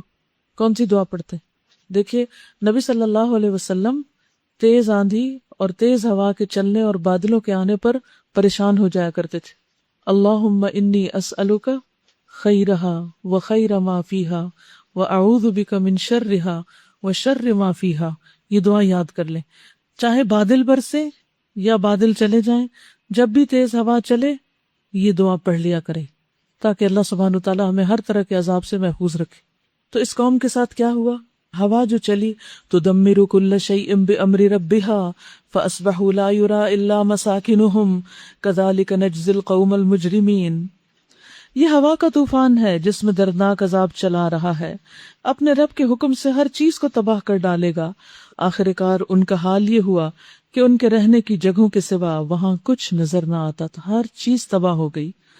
اسی طرح ہم مجرموں کو بدلہ دیا کرتے ہیں، ان کو ہم نے وہ کچھ دیا تھا جو تم لوگوں کو نہیں دیا ہے، ان کو ہم نے کان، آنکھیں اور دل سب کچھ دے رکھے تھے، مگر نہ وہ کان ان کے کسی کام آئے، نہ آنکھیں نہ دل، کیونکہ وہ اللہ کی آیات کا انکار کرتے تھے۔ وہ اسی چیز کے پھیر میں آ گئے جس کا وہ مذاق اڑاتے تھے۔ وَلَقَدْ أَهْلَكْنَا مَا حَوْلَكُمْ مِنَ الْقُرَىٰ وَصَرَّفْنَا الْآيَاتِ لَعَلَّهُمْ يَرْجِعُونَ۔ تمہارے گرد و پیش کے علاقوں میں بہت سی بستیوں کو ہم ہلاک کر چکے ہیں، ہم نے اپنی آیات بھیج کر بار بار طرح طرح سے ان کو سمجھایا، شاید کہ وہ باز آ جائیں۔ پھر کیوں نہ ان ہستیوں نے ان کی مدد کی جنہیں اللہ کو چھوڑ کر انہوں نے تقرب اللہ کا ذریعہ سمجھتے ہوئے معبود بنا لیا تھا، بلکہ وہ تو ان سے کھوئے گئے تھے، اور یہ تھا ان کے جھوٹ اور ان کے بناوٹی عقیدوں کا انجام جو انہوں نے گھڑ رکھے تھے۔ یعنی عذاب کے آنے پر جن بتوں، دیویوں، دیوتاؤں سے توقع رکھتے تھے کہ وہ ان کی مدد کریں گے، وہ سب خود بیچ میں رل گئے۔ یعنی جب زلزلے آئے اور بستیاں زمین میں دھنسی تو وہ بت کہاں گئے؟ ساتھ ہی گئے نا۔ اور پھر کیا ہوا؟ ہزاروں سال بعد کچھ ایسی جگہوں کو کھود کر لوگوں نے دوبارہ بت نکال کے باہر رکھ دیے اور ان سے عبرت لینے کی بجائے انہیں اپنا ہیریٹیج قرار دیا. اور وہ واقعہ بھی قابل ذکر ہے. جب ہم جنوں کے گروہ کو تمہاری طرف لے آئے تھے تاکہ قرآن سنیں. یہ کون سا موقع تھا؟ طائف سے واپسی کا موقع. نبی صلی اللہ علیہ وسلم پر مکہ میں آہستہ آہستہ حالات بہت تنگ ہو گئے، یہاں تک کہ ایک وقت آیا کہ جب آپ کو ایک گھاٹی میں محبوس کر دیا گیا. آپ کے ساتھ اور ایمان والے بھی تھے. پھر جب اس گھاٹی سے آپ نکلے تو حضرت خدیجہ کا انتقال ہو گیا، ابو طالب کا انتقال ہو گیا، آپ کے چچا کا. اور مکہ میں یوں لگتا تھا جیسے ہر طرح کی سپورٹ آپ سے ختم ہو گئی، یعنی آپ نے پیغام پہنچا دیا، یوں لگتا تھا اس کے بعد اب کوئی بھی نہیں مانے گا. تو آپ نے سوچا کہ کسی اور بستی والوں کی طرف جا کر ان کو پیغام پہنچایا جائے. تو آپ طائف کی طرف تشریف لے گئے. جب طائف کی طرف گئے تو وہاں پر لوگوں نے جو حال آپ کا کیا، آپ کو پتھر مارے اور سخت قسم کی ذہنی اور جسمانی اذیت دی. تو بہرحال آپ صلی اللہ علیہ وسلم زخمی حالت میں وہاں سے واپس آ رہے تھے. نخلا کے مقام پر آپ پہنچے تو اس وقت آپ صلی اللہ علیہ وسلم فجر کی نماز میں تلاوت کر رہے تھے کہ جنوں کے گروہ کا ادھر سے گزر ہوا. جنوں کا گروہ یہاں سے کیوں گزرا تھا؟ اس کے بارے میں آتا ہے کہ جب آسمان پر جنات جاتے اور ان کے اوپر شعلے برستے تو وہ ابلیس کے پاس آتے اور اس کو حال بتاتے، تو اس نے پوری زمین کے اوپر جنات بکھیر دیے کہ جا کر خبر لے کر آئیں کہ آخر ایسا کون سا واقعہ ہوا کہ جس کی وجہ سے اب آسمانوں پہ جانا بند ہو گیا. تو انہی گروہوں میں سے ایک گروہ نبی صلی اللہ علیہ وسلم کو اس نے قرآن سنتے ہوئے پایا، اور جب قرآن سنا تو حیران ہو گئے. ہم بھی سنتے ہیں، ہمارا ایمان دیکھیے اور ان کا دیکھیے. اور وہ واقعہ بھی قابل ذکر ہے جب ہم جنوں کے گروہ کو تمہاری طرف لے آئے تھے تاکہ قرآن سنیں، یعنی اللہ تعالیٰ خود ان کو اس طرف لے آیا تھا، ان کے اندر خیر تھی. جب وہ اس جگہ پہنچے جہاں تم قرآن پڑھ رہے تھے تو انہوں نے آپس میں کہا خاموش ہو جاؤ. دیکھیے، کسی نے ان کو سکھایا نہیں تھا، لیکن اس کلام کی رسپیکٹ میں وہ خاموش ہو گئے. آپ جو اتنے دنوں اور مہینوں سے قرآن سن رہے ہیں، کیا آپ کی عادت پختہ ہوئی کہ قرآن کوئی سنا رہا ہو اور آپ خاموش رہیں، اس وقت بات چیت بند کر دیں؟ یہ بیسک مائنرز میں سے، قرآن پڑھنے والے طالب علم کے بنیادی آداب میں سے ہے یہ بات، کیونکہ ادب کے بغیر جو بھی چیز لی جائے وہ بے روح ہوتی ہے، بے ادب بے نصیب ہوتا ہے. فلما حضروہ قالوا انصتوا، جب وہ اس پر حاضر ہوئے تو انہوں نے کہا خاموش ہو جاؤ، ہم ذرا غور سے سنیں یہ کیا ہو رہا ہے. پھر جب وہ پڑھا جا چکا تو خبردار کرنے والے بن کر اپنی قوم کی طرف پلٹے. ایک لیسن کافی تھا ان کا مبلغ بنانے کے لیے، کوئی لمبی چوڑی ٹریننگ نہیں دی گئی، کچھ بہت باتیں نہیں کی گئی. اصل بات یہی تھی کہ جو انہوں نے سنا تھا وہ ان کے دل پر اتر گیا تھی. جب دل پر اتر گیا تو پھر جو بات دل میں ہو وہ کسی سے شیئر کرنا کچھ بھی مشکل نہیں ہوتی، اس کے لیے انسان کو خود بخود الفاظ مل جاتے ہیں. تو وہ پھر واپس اپنی قوم کی طرف جا کر مبلغ بن گئے، ڈرانے والے بن گئے. انہوں نے جا کر کہا اے ہماری قوم کے لوگوں، ہم نے ایک کتاب سنی ہے جو موسیٰ کے بعد نازل کی گئی ہے، یعنی تورات کے بعد، تصدیق کرنے والی ہے اپنے سے پہلے آئی ہوئی کتابوں کی، رہنمائی کرتی ہے حق اور راہ راست کی طرف. اے ہماری قوم کے لوگوں، اللہ کی طرف بلانے والے کی دعوت قبول کر لو اور اس پر ایمان لے آؤ. اللہ تمہارے گناہوں سے درگزر فرمائے گا اور تمہیں عذاب علیم سے بچا دے گا. اور جو کوئی اللہ کے داعی کی بات نہ مانے، وہ نہ زمین میں خود کوئی بلبوتا رکھتا ہے کہ اللہ کو زج کر دے، اور نہ اس کے کوئی اور حامی و سرپرست ہیں کہ اللہ سے اس کو بچا لیں. ایسے کھلے لوگ گمراہی میں پڑے ہوئے ہیں. اور کیا یہ ان لوگوں کو سجھائی نہیں دیتا کہ جس اللہ نے یہ زمین اور آسمان پیدا کیے ہیں، ان کو بناتے ہوئے جو نہ تھکا، وہ ضرور اس پر قادر ہے کہ مردوں کو جلا اٹھائے. کیوں نہیں، یقیناً وہ ہر چیز پر قدرت رکھتا ہے. جس روز یہ آگ کے سامنے لائے جائیں گے اس وقت ان سے پوچھا جائے گا کیا یہ حق نہیں ہے؟ یہ کہیں گے ہاں، ہمارے رب کی قسم یہ واقعی حق ہے. اللہ فرمائے گا اچھا تو اب مزہ چکھو اپنے اس انکار کی پاداش میں جو تم کرتے رہے ہو. فاصبر کما صبر اولو العزم من الرسل، بس اے نبی صلی اللہ علیہ وسلم صبر کیجئے جس طرح اولو العزم رسولوں نے صبر کیا، اور ان کے مقابلے میں جلدی نہ کرو، یعنی عذاب جلدی نہ مانگو. جس روز یہ اس چیز کو دیکھ لیں گے جس کا انہیں خوف دلایا جاتا ہے، یعنی قیامت کی گھڑی، تو انہیں یوں معلوم ہوگا جیسے دنیا میں دن کی ایک گھڑی بھر سے زیادہ نہیں رہے. بات پہنچا دی گئی، اب کیا نافرمان لوگوں کے سوا کوئی اور ہلاک ہوگا؟ یعنی جو اللہ کی نافرمانی کرتا ہے ہلاکت اسی کے مقدر ہوتی ہے. لیکن یہاں جو سیکھنے کی بات ہے وہ یہ ہے کہ انسان کو اللہ کے راستے میں صبر سے کام لینے کی ضرورت ہوتی ہے. فاصبر کما صبر اولو العزم. اور صبر کب ہوتا ہے؟ جب ہماری مرضی کے خلاف کوئی چیز ہو اور پھر اس کی وجہ سے انسان برداشت نہ کر پائے. تو انسان کو ہمیشہ اللہ کے عذاب سے ڈرتے ہوئے ان تمام چیزوں کو اختیار کرتے جانا چاہیے جو اللہ تعالیٰ نے اس کے کرنے کے لیے کہی ہیں. سورۃ محمد مدنی سورت ہے. بسم اللہ الرحمن الرحیم.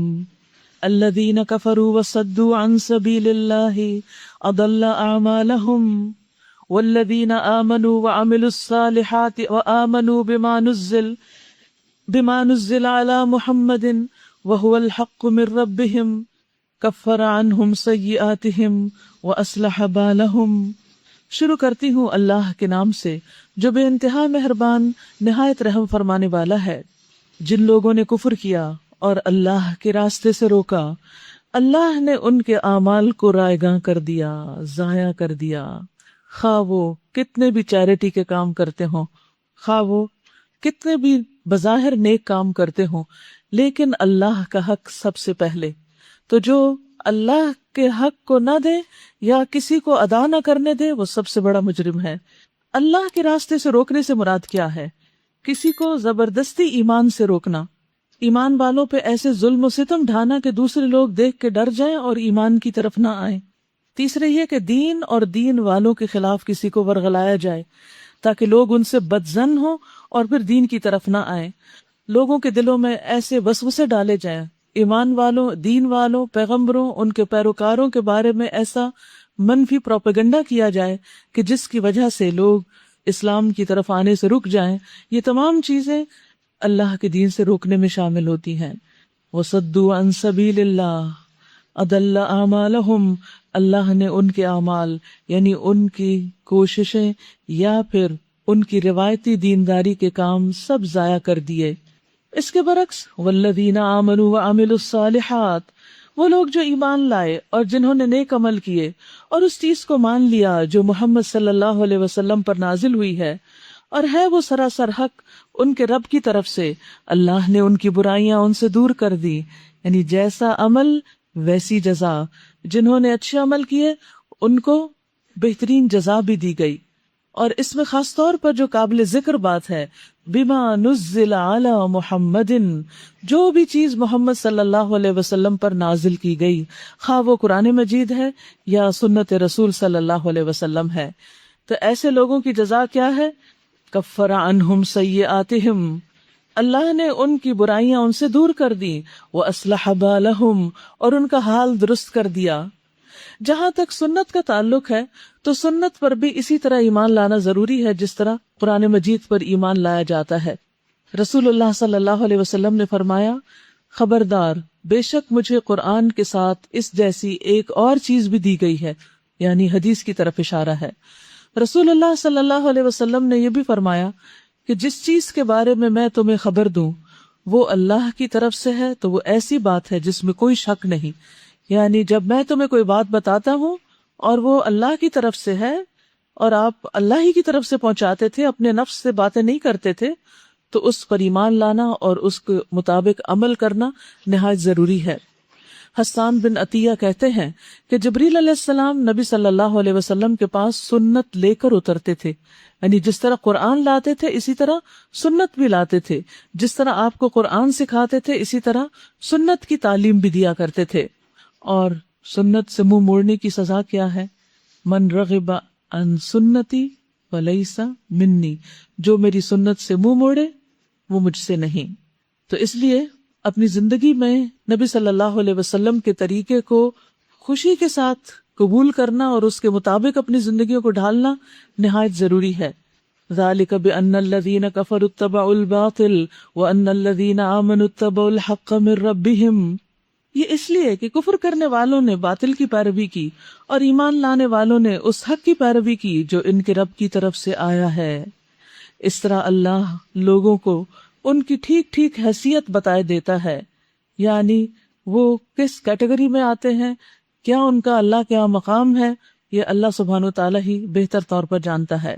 فَإِذَا لَقِيتُمُ الَّذِينَ كَفَرُوا فَضَرْبَ الرِّقَابِ، بس جب ان کافروں سے تمہاری مٹ بھیڑ ہو تو پہلا کام گردنیں مارنا ہے، یہاں تک کہ جب تم ان کو اچھی طرح کچل دو تب قیدیوں کو مضبوط باندھو، اس کے بعد تمہیں اختیار ہے احسان کرو یا فدیے کا معاملہ کرو تاکہ لڑائی اپنے ہتھیار ڈال دے۔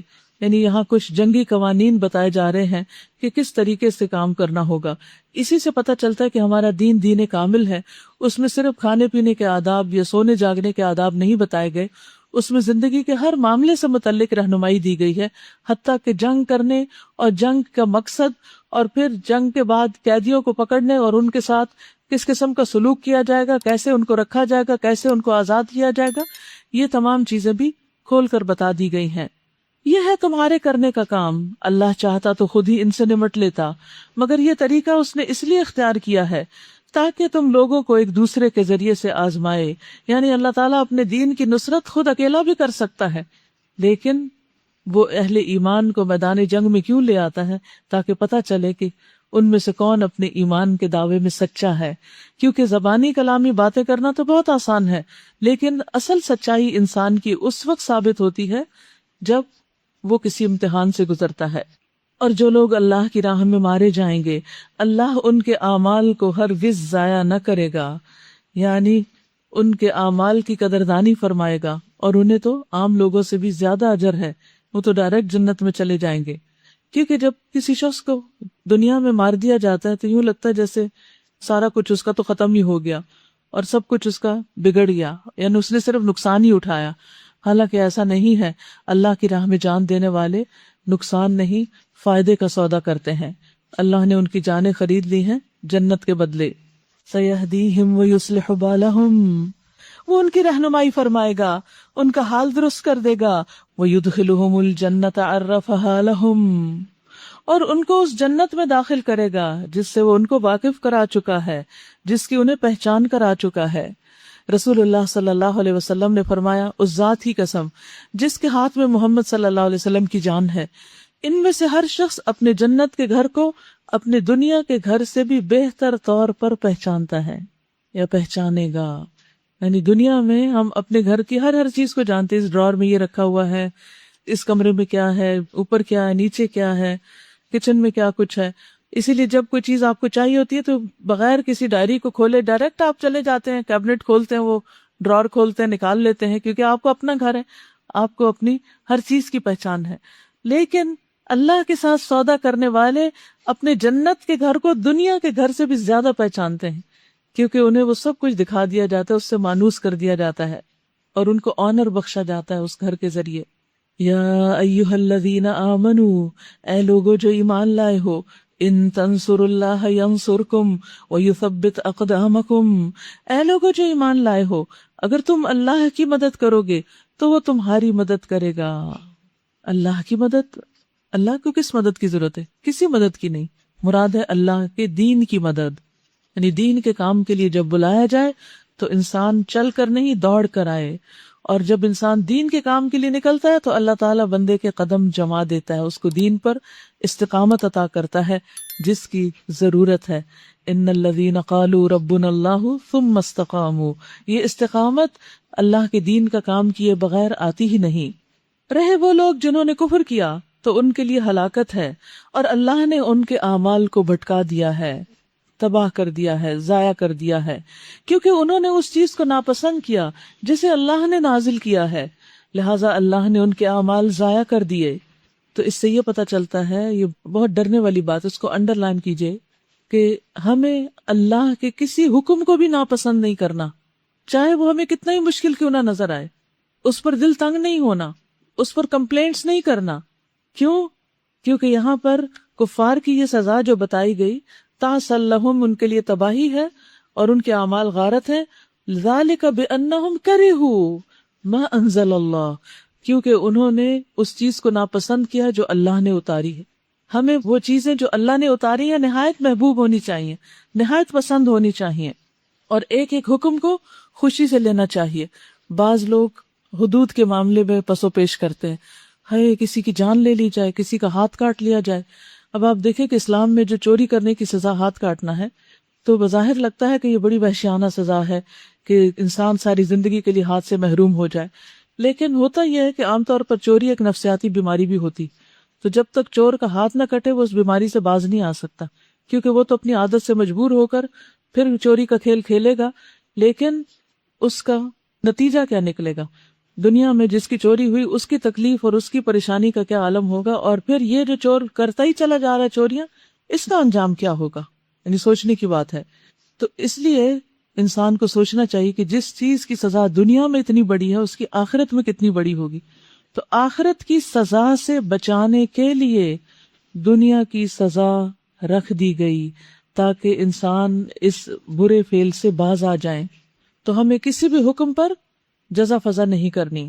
افلم یسیروا فی الارض فینظروا کیف کان عاقبۃ الذین من قبلہم، کیا وہ زمین میں چلے پھرے نہ تھے کہ ان لوگوں کا انجام دیکھتے جو ان سے پہلے گزر چکے ہیں؟ اللہ نے ان کا سب کچھ ان پر الٹ دیا، اور ایسے ہی نتائج ان کافروں کے لیے مقدر ہیں۔ ذالک بان اللہ مولی الذین آمنوا وان الکافرین لا مولی لہم، یہ اس لیے کہ ایمان لانے والوں کا حامی و ناصر اللہ ہے اور کافروں کا کوئی حامی و ناصر نہیں ہے۔ ایمان لانے والوں اور نیک عمل کرنے والوں کو اللہ ان جنتوں میں داخل کرے گا جن کے نیچے نہریں بہتی ہیں، اور کفر کرنے والے بس دنیا کی چند روزہ زندگی کے مزے لوٹ رہے ہیں، جانوروں کی طرح کھا پی رہے ہیں، اور ان کا آخری ٹھکانہ جہنم ہے۔ وَكَأَيٍّ مِّن قَرْيَةٍ هِيَ أَشَدُّ قُوَّةً مِّن قَرْيَتِكَ الَّتِي أَخْرَجَتْكَ، اے نبی صلی اللہ علیہ وسلم، کتنی یہ بستیاں ایسی گزر چکی ہیں جو تمہاری اس بستی سے بہت زیادہ زور آور تھی جس نے تمہیں نکال دیا، یعنی مکہ والوں سے زیادہ طاقتور تھیں۔ ان سب کو ہم نے اس طرح ہلاک کر دیا کہ ان کا کوئی بچانے والا نہ تھا۔ یعنی پچھلی جتنی بھی قومیں برباد ہوئی ہیں انہیں اللہ کے عذاب سے کسی نے بھی نہیں بچایا، تو ان کو کون بچائے گا؟ بھلا کہیں ایسا ہو سکتا ہے کہ جو اپنے رب کی طرف سے ایک صاف اور صریح ہدایت پر ہو وہ ان لوگوں کی طرح ہو جائے جن کے لیے ان کا برا عمل خوشنما بنا دیا گیا اور وہ اپنی خواہشات کے پیروکار بن گئے؟ پرہیزگاروں کے لیے جس جنت کا وعدہ کیا گیا ہے اس کی شان تو یہ ہے کہ اس میں نہریں بہ رہی ہوں گی، نتھرے ہوئے پانی کی نہریں بہ رہی ہوں گی ایسی دودھ کی جس کے مزے میں ذرا فرق نہ آیا ہوگا، حالانکہ وہ اتنا زیادہ ہوگا۔ نہریں بہ رہی ہوں گی ایسی شراب کی جو پینے والوں کے لیے لذیذ ہوگی، نہریں بہ رہی ہوں گی صاف شفاف شہد کی، اس میں ان کے لیے ہر طرح کے پھل ہوں گے اور ان کے رب کی طرف سے بخشش کا سامان۔ کیا وہ شخص جس کے حصے میں یہ جنت آنے والی ہے ان لوگوں کی طرح ہو سکتا ہے جو جہنم میں ہمیشہ رہیں گے اور جنہیں ایسا گرم پانی پلایا جائے گا جو ان کی آنتیں کاٹ ڈالے گا؟ جہاں تک جنت کی نہروں کا تعلق ہے تو اس کے بارے میں حدیث میں آتا ہے کہ جنت میں دودھ، پانی، شہد اور شراب کے سمندر ہوں گے، اوشنز ہوں گے، اور پھر وہاں سے نہریں پھوٹ رہی ہوں گی، ہر ایک کی اپنی اپنی طرف جا رہی ہوگی۔ مسند احمد کی روایت ہے یہ، یعنی پہلے سمندر ہوگا اور سمندر سے پھر یہ 4 قسم کی نہریں پھوٹ رہی ہوں گی۔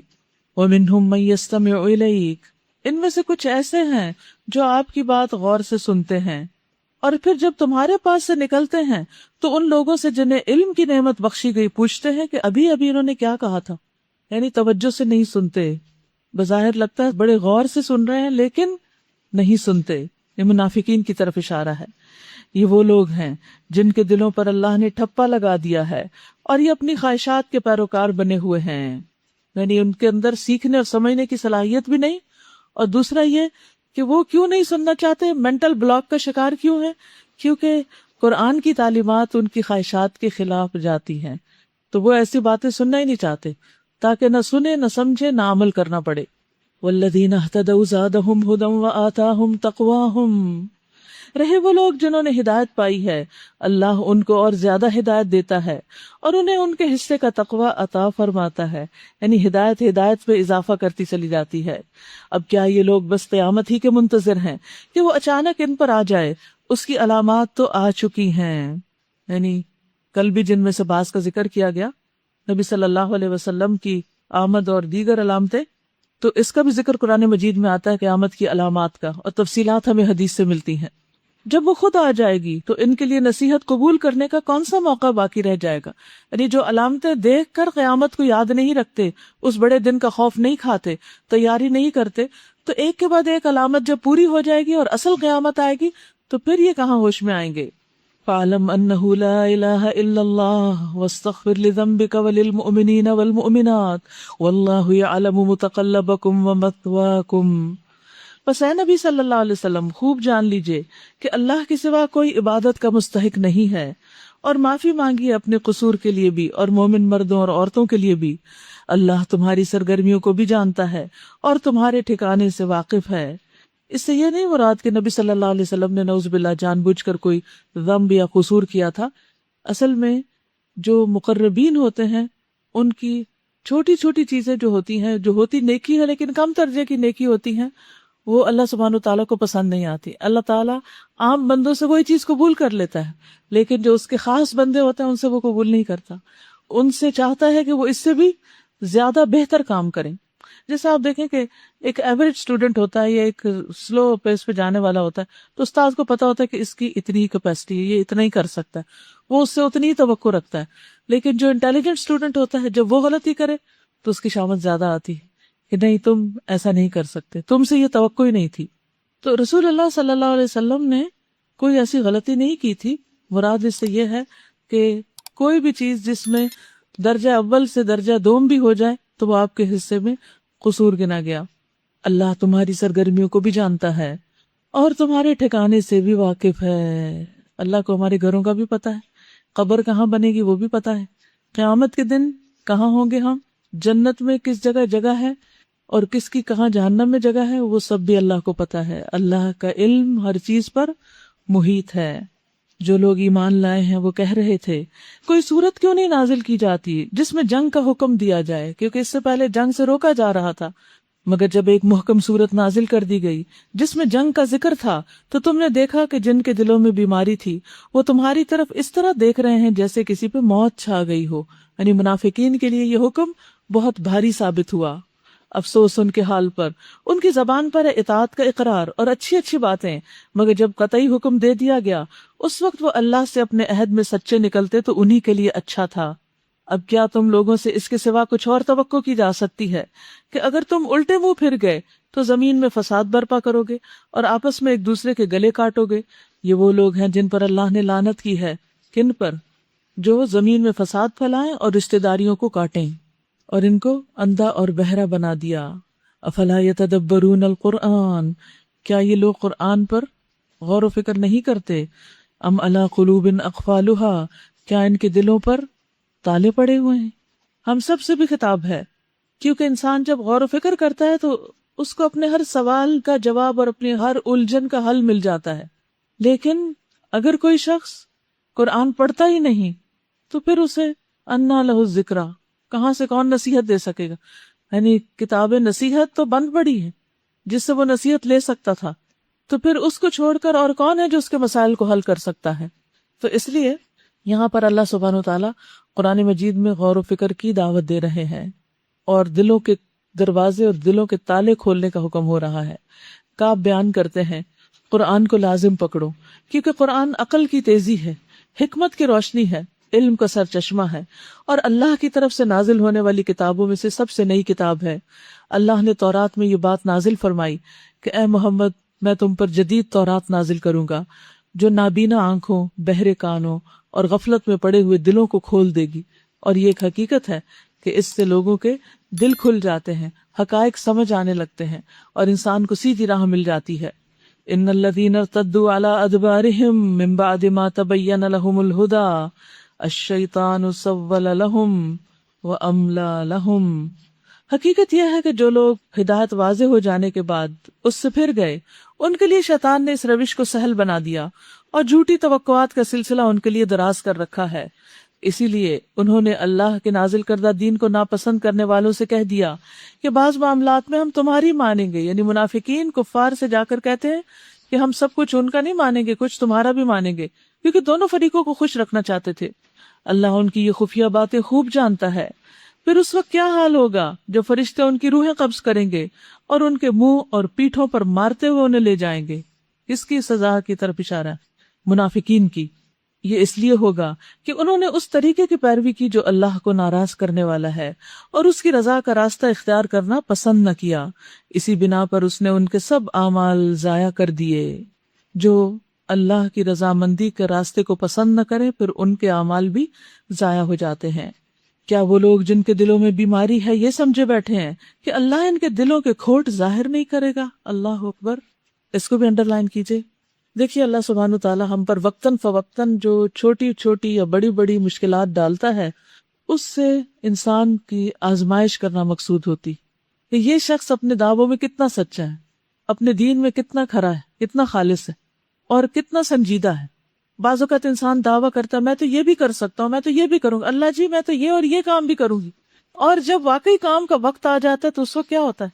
جو حاضر ہو جاتا ہے وہ امتحان پاس کر گیا، اس کے قول اور فعل کا تضاد نہیں، لیکن جو کام کے وقت بھاگ جاتا ہے، فرار حاصل کر لیتا ہے، تو یہی دراصل منافقت ہے، یہی وہ اس کا کھوٹا پن ہے جو دل میں تھا اللہ سامنے لے آئے۔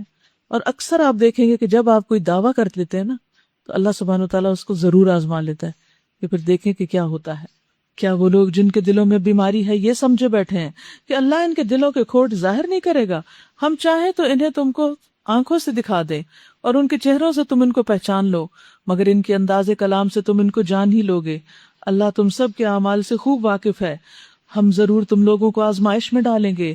وَلَنَبْلُوَنَّكُمْ حَتَّى نَعْلَمَ الْمُجَاهِدِينَ مِنْكُمْ وَالصَّابِرِينَ وَنَبْلُوَ أَخْبَارَكُمْ۔ ہم ضرور تم لوگوں کو آزمائش میں ڈالیں گے تاکہ تمہارے حالات کی جانچ کریں اور دیکھ لیں کہ تم میں مجاہد اور ثابت قدم کون ہے۔ جن لوگوں نے کفر کیا اور اللہ کی راہ سے روکا اور رسول سے جھگڑا کیا، حالانکہ ان پر راہ راست واضح ہو چکی تھی، در حقیقت وہ اللہ کا کوئی بھی نقصان نہیں کر سکتے، بلکہ اللہ ہی ان کا سب کیا کرایا غارت کر دے گا۔ یعنی جن کاموں کو انہوں نے نیکی سمجھ کے کیا ہوا ہے، اللہ تعالیٰ ایمان نہ لانے کی وجہ سے ان کی ان ساری نیکیوں کو ضائع کر دے گا۔ اے لوگو جو ایمان لائے ہو، تم اللہ کی اطاعت کرو اور رسول کی اطاعت کرو اور اپنے اعمال کو برباد نہ کر ڈالو۔ یہ کیا؟ اللہ اور رسول کی اطاعت اور اعمال کی بربادی؟ ہاں، بہت فائن لائن ہوتی ہے سنت اور بدعت میں۔ بعض اوقات انسان اللہ کا حکم مان رہا ہوتا ہے، سنت پر چل رہا ہوتا ہے، تو اتنے میں کوئی بدعت بیچ میں سے آ جاتی ہے تو وہ اس کے کیے کرائے پہ پانی پھیر دیتی ہے، کیونکہ البدعۃ تمیت السنہ۔ تو یہاں پر اطیعوا اللہ 1 نمبر، اطیعوا الرسول 2 نمبر، اور ولا تبطلوا اعمالکم 3 نمبر، کہ اپنے اعمال باطل نہ کرو، یعنی کر کے ضائع نہ کرو۔ اور کس چیز سے ضائع ہوتے ہیں اعمال؟ ریاکاری سے، دکھاوے سے، جب کسی اچھے کام کا مقصد لوگوں کو خوش کرنا ہو۔ اے لوگو جو ایمان لائے ہو، تم اللہ کی اطاعت کرو اور رسول کی اطاعت کرو اور اپنے اعمال کو برباد نہ کر ڈالو۔ کفر کرنے والوں اور راہ خدا سے روکنے والوں اور مرتے دم تک کفر پر جمے رہنے والوں کو تو اللہ ہرگز معاف نہیں کرے گا۔ بس تم بودے نہ بنو اور صلح کی درخواست کرو، تم ہی غالب رہنے والے ہو، اللہ تمہارے ساتھ ہے اور تمہارے اعمال کو ضائع نہ کرے گا۔ انما الحیات الدنیا لعب و لہو، یہ دنیا کی زندگی تو ایک کھیل اور تماشا ہے۔ اگر تم ایمان رکھو اور تقوی کی روش پر چلتے رہو تو اللہ تمہارے اجر تم کو دے گا اور تمہارے مال تم سے نہ مانگے گا۔ اگر کہیں وہ تمہارا مال تم سے مانگ لے اور سب کے سب تم سے طلب کر لے تو تم بخل کرو گے اور وہ تمہارے کھوٹ ابھار لائے گا۔ دیکھو تم لوگوں کو دعوت دی جا رہی ہے کہ اللہ کی راہ میں مال خرچ کرو، اس پر تم میں سے کچھ لوگ ہیں جو بخل کرتے ہیں، حالانکہ جو بخل کرتا ہے در حقیقت وہ اپنے آپ سے ہی بخل کر رہا ہوتا ہے۔ اللہ غنی ہے اور تم اس کے محتاج ہو۔ اس سے یہ پتہ چلتا ہے کہ اللہ کے راستے میں مال دینا سب سے پسندیدہ نیکی ہے، اور جو شخص دنیا بھر پہ لٹائے اللہ کے راستے میں نہ دے وہ اللہ کے ہاں بخیل ہے۔ اور اس کی سزا کیا بتائی گئی بخیل شخص کی؟ نبی صلی اللہ علیہ وسلم نے فرمایا انسان میں سب سے بدترین چیز بے صبرا پن اور اس کے ساتھ بخل اور حد سے زیادہ بزدل ہونا، یہ اسلام میں پسندیدہ نہیں۔ پھر اسی طرح بخل کی وجہ سے انسان پر دنیا کی مشکلات بھی آتی ہیں۔ حدیث میں آتا ہے جب لوگ درہم و دینار میں بخل کرنے لگے، عمدہ اور بڑھیا چیزیں خریدنے لگے، گائے کی دموں کی پیروی کرنے لگے اور جہاد فی سبیل اللہ کو چھوڑ دیں تو اللہ ان پر مصائب نازل فرمائے گا اور اس وقت تک انہیں دور نہیں کرے گا جب تک لوگ دین کی طرف واپس نہ آ جائیں۔ بخل کیا ہوتا ہے؟ جہاں خرچ کرنا چاہیے وہاں خرچ نہ کرنا۔ واللہ الغنی وانتم الفقراء، اللہ غنی ہے اور تم سب فقیر ہو۔ وان تتولوا یستبدل قوما غیرکم ثم لا یکونوا امثالکم، اگر تم منہ موڑو گے تو اللہ تمہاری جگہ کسی اور قوم کو لے آئے گا اور وہ تم جیسے نہ ہوں گے۔ یعنی اگر مسلمانوں نے اپنے دین کی حفاظت کا کام نہ کیا، اس کی نشر و اشاعت کا کام نہ کیا تو اللہ تعالیٰ دوسری قوموں کو ایمان کی توفیق دے کر اپنے دین کا تسلسل باقی رکھے گا، اور جب تک چاہے گا اس دنیا میں اس کو قائم رکھے گا، اور جب چاہے گا سب انسانوں سمیت سب چیزوں کو اٹھا لے گا۔ تو اس لیے اگر ہمارے حصے میں کوئی کام آتا ہے تو ہمیں اسے اپنے لیے ایک آنر سمجھنا چاہیے، کیونکہ یہ اللہ سبحانہ وتعالیٰ کا فضل ہے ہم پر، اور اس میں دل تنگ کبھی بھی نہیں ہونا چاہیے۔ سورۃ الفتح، سورۃ الفتح مدنی سورت ہے۔ بسم اللہ الرحمن الرحیم، انا فتحنا لک فتحا مبینا لیغفر لک اللہ ما تقدم من ذنبک وما تأخر ویتم نعمتہ علیک ویہدیک صراطا مستقیما۔ اے نبی صلی اللہ علیہ وسلم، ہم نے تم کو کھلی فتح عطا کر دی۔ اشارہ ہے صلح حدیبیہ کی طرف، جس میں بظاہر تو صلح کی گئی ایسی شرائط پر جو مسلمانوں کے نزدیک ناپسندیدہ تھی، لیکن انہی شرائط کے نتیجے میں اللہ سبحانہ وتعالیٰ نے مسلمانوں کے لیے آئندہ بہت بڑی بڑی کامیابیوں کے دروازے کھول دیے، اس لیے اس کو فتح مبین کہا جاتا ہے، تاکہ اللہ تمہاری اگلی پچھلی ہر کوتاہی سے درگزر فرمائے اور تم پر اپنی نعمت کی تکمیل کر دے اور تمہیں سیدھا راستہ دکھائے۔ رسول اللہ صلی اللہ علیہ وسلم اگرچہ ان کے اوپر کوئی گناہ نہیں تھے، وہ معصوم تھے، لیکن اس کے باوجود وہ انتہائی عاجزی کرنے والے تھے۔ عبادت کتنی کرتے؟ حضرت عائشہ کہتی ہیں کہ نبی صلی اللہ علیہ وسلم رات کی نماز میں اتنا طویل قیام کرتے کہ آپ کے قدم پھٹ جاتے تھے۔ حضرت عائشہ نے ایک مرتبہ عرض کیا، یا رسول اللہ صلی اللہ علیہ وسلم، آپ اتنی مشقت کیوں کرتے ہیں؟ اللہ نے تو آپ کی اگلی پچھلی ساری خطائیں معاف کر دی ہیں۔ آپ نے فرمایا، کیا پھر میں شکر گزار بندہ بننا پسند نہ کروں، یعنی اللہ تعالیٰ کا شکر ادا نہ کروں؟ عمر کے آخری حصے میں جب آپ کا وزن بڑھ گیا، جسم تھوڑا فربا ہو گیا اور بہت زیادہ قیام دشوار ہو گیا، تو آپ بیٹھ کر رات کی نماز پڑھا کرتے تھے، اور جب رکوع کا وقت آتا تو کھڑے ہو جاتے تھے، تقریباً 30 یا 40 آیات پڑھتے پھر رکوع کرتے۔ تو اگر آپ کو بھی کوئی تکلیف ہو، ایسی ٹانگوں میں تکلیف ہو یا کچھ، یہ نہیں کہ اچھے بھلے ہوں اور صرف نماز کے وقت بیٹھ جائیں، کئی لوگ ایسا بھی کرتے ہیں، تو ایسا کرنا درست نہیں۔ جب آپ کی بھی عمر 60 سال ہو جائے گی پھر کر لیجیے گا۔ تو ایسی تکلیف کی صورت میں کیا ہے کہ انسان اللہ اکبر کرے، سورۃ فاتحہ پڑھے، اور جب تلاوت کی باری آئے جتنی دیر پڑھ سکتا ہے کھڑے ہو کر پڑھے، جب نہیں کھڑے ہو سکتے تو پھر بیٹھ جائے، اور پھر جب رکوع کرنے لگے تو وہیں سے نیچے بیٹھے بیٹھے رکوع نہیں کرے، پھر کھڑا ہو جائے اور کھڑے ہو کر باقاعدہ رکوع کرے اور پھر سجود کرے اور پھر اسی طرح باقی نماز ادا کرے۔ تو آج آپ اللہ سبحانہ تعالیٰ کی زیادہ عبادت کس لیے کریں گی؟ شکر گزار بندہ بننے کے لیے، اور ہمیں تو شکر کے ساتھ ساتھ گناہوں کی معافی بھی چاہیے۔ شکر کس بات پر؟ کہ اللہ نے ہمیں ایمان دیا، قرآن دیا، اپنی پہچان دی، اور پھر ہمیں اس راستے پر چلنے کے لیے بہت سے وسائل عطا کیے، اور ان ساری نعمتوں کی جو ناقدری ہم نے کی، اللہ ہمیں اس پر معاف کر دے اور آئندہ کے لیے ہمیں بہترین کاموں کی توفیق عطا فرمائے۔ وَيَنْصُرَكَ اللَّهُ نَصْرًا عَزِيزًا، اور وہ تم کو زبردست نصرت بخشے۔ وہی ہے جس نے مومنوں کے دلوں میں سکینت نازل فرمائی تاکہ اپنے ایمان کے ساتھ وہ ایک ایمان اور بڑھا لیں۔ سکینت اطمینان قلب اور ثبات قلب کو کہتے ہیں۔ زمین اور آسمانوں کے سب لشکر اللہ کے قبضہ قدرت میں ہیں، اور وہ علیم اور حکیم ہے۔ اس نے یہ کام اس لیے کیا تاکہ مومن مردوں اور عورتوں کو ہمیشہ رہنے کے لیے ایسی جنتوں میں داخل فرمائے جن کے نیچے نہریں بہہ رہی ہوں گی، اور ان کی برائیاں ان سے دور کر دے۔ اللہ کے نزدیک یہ بڑی کامیابی ہے۔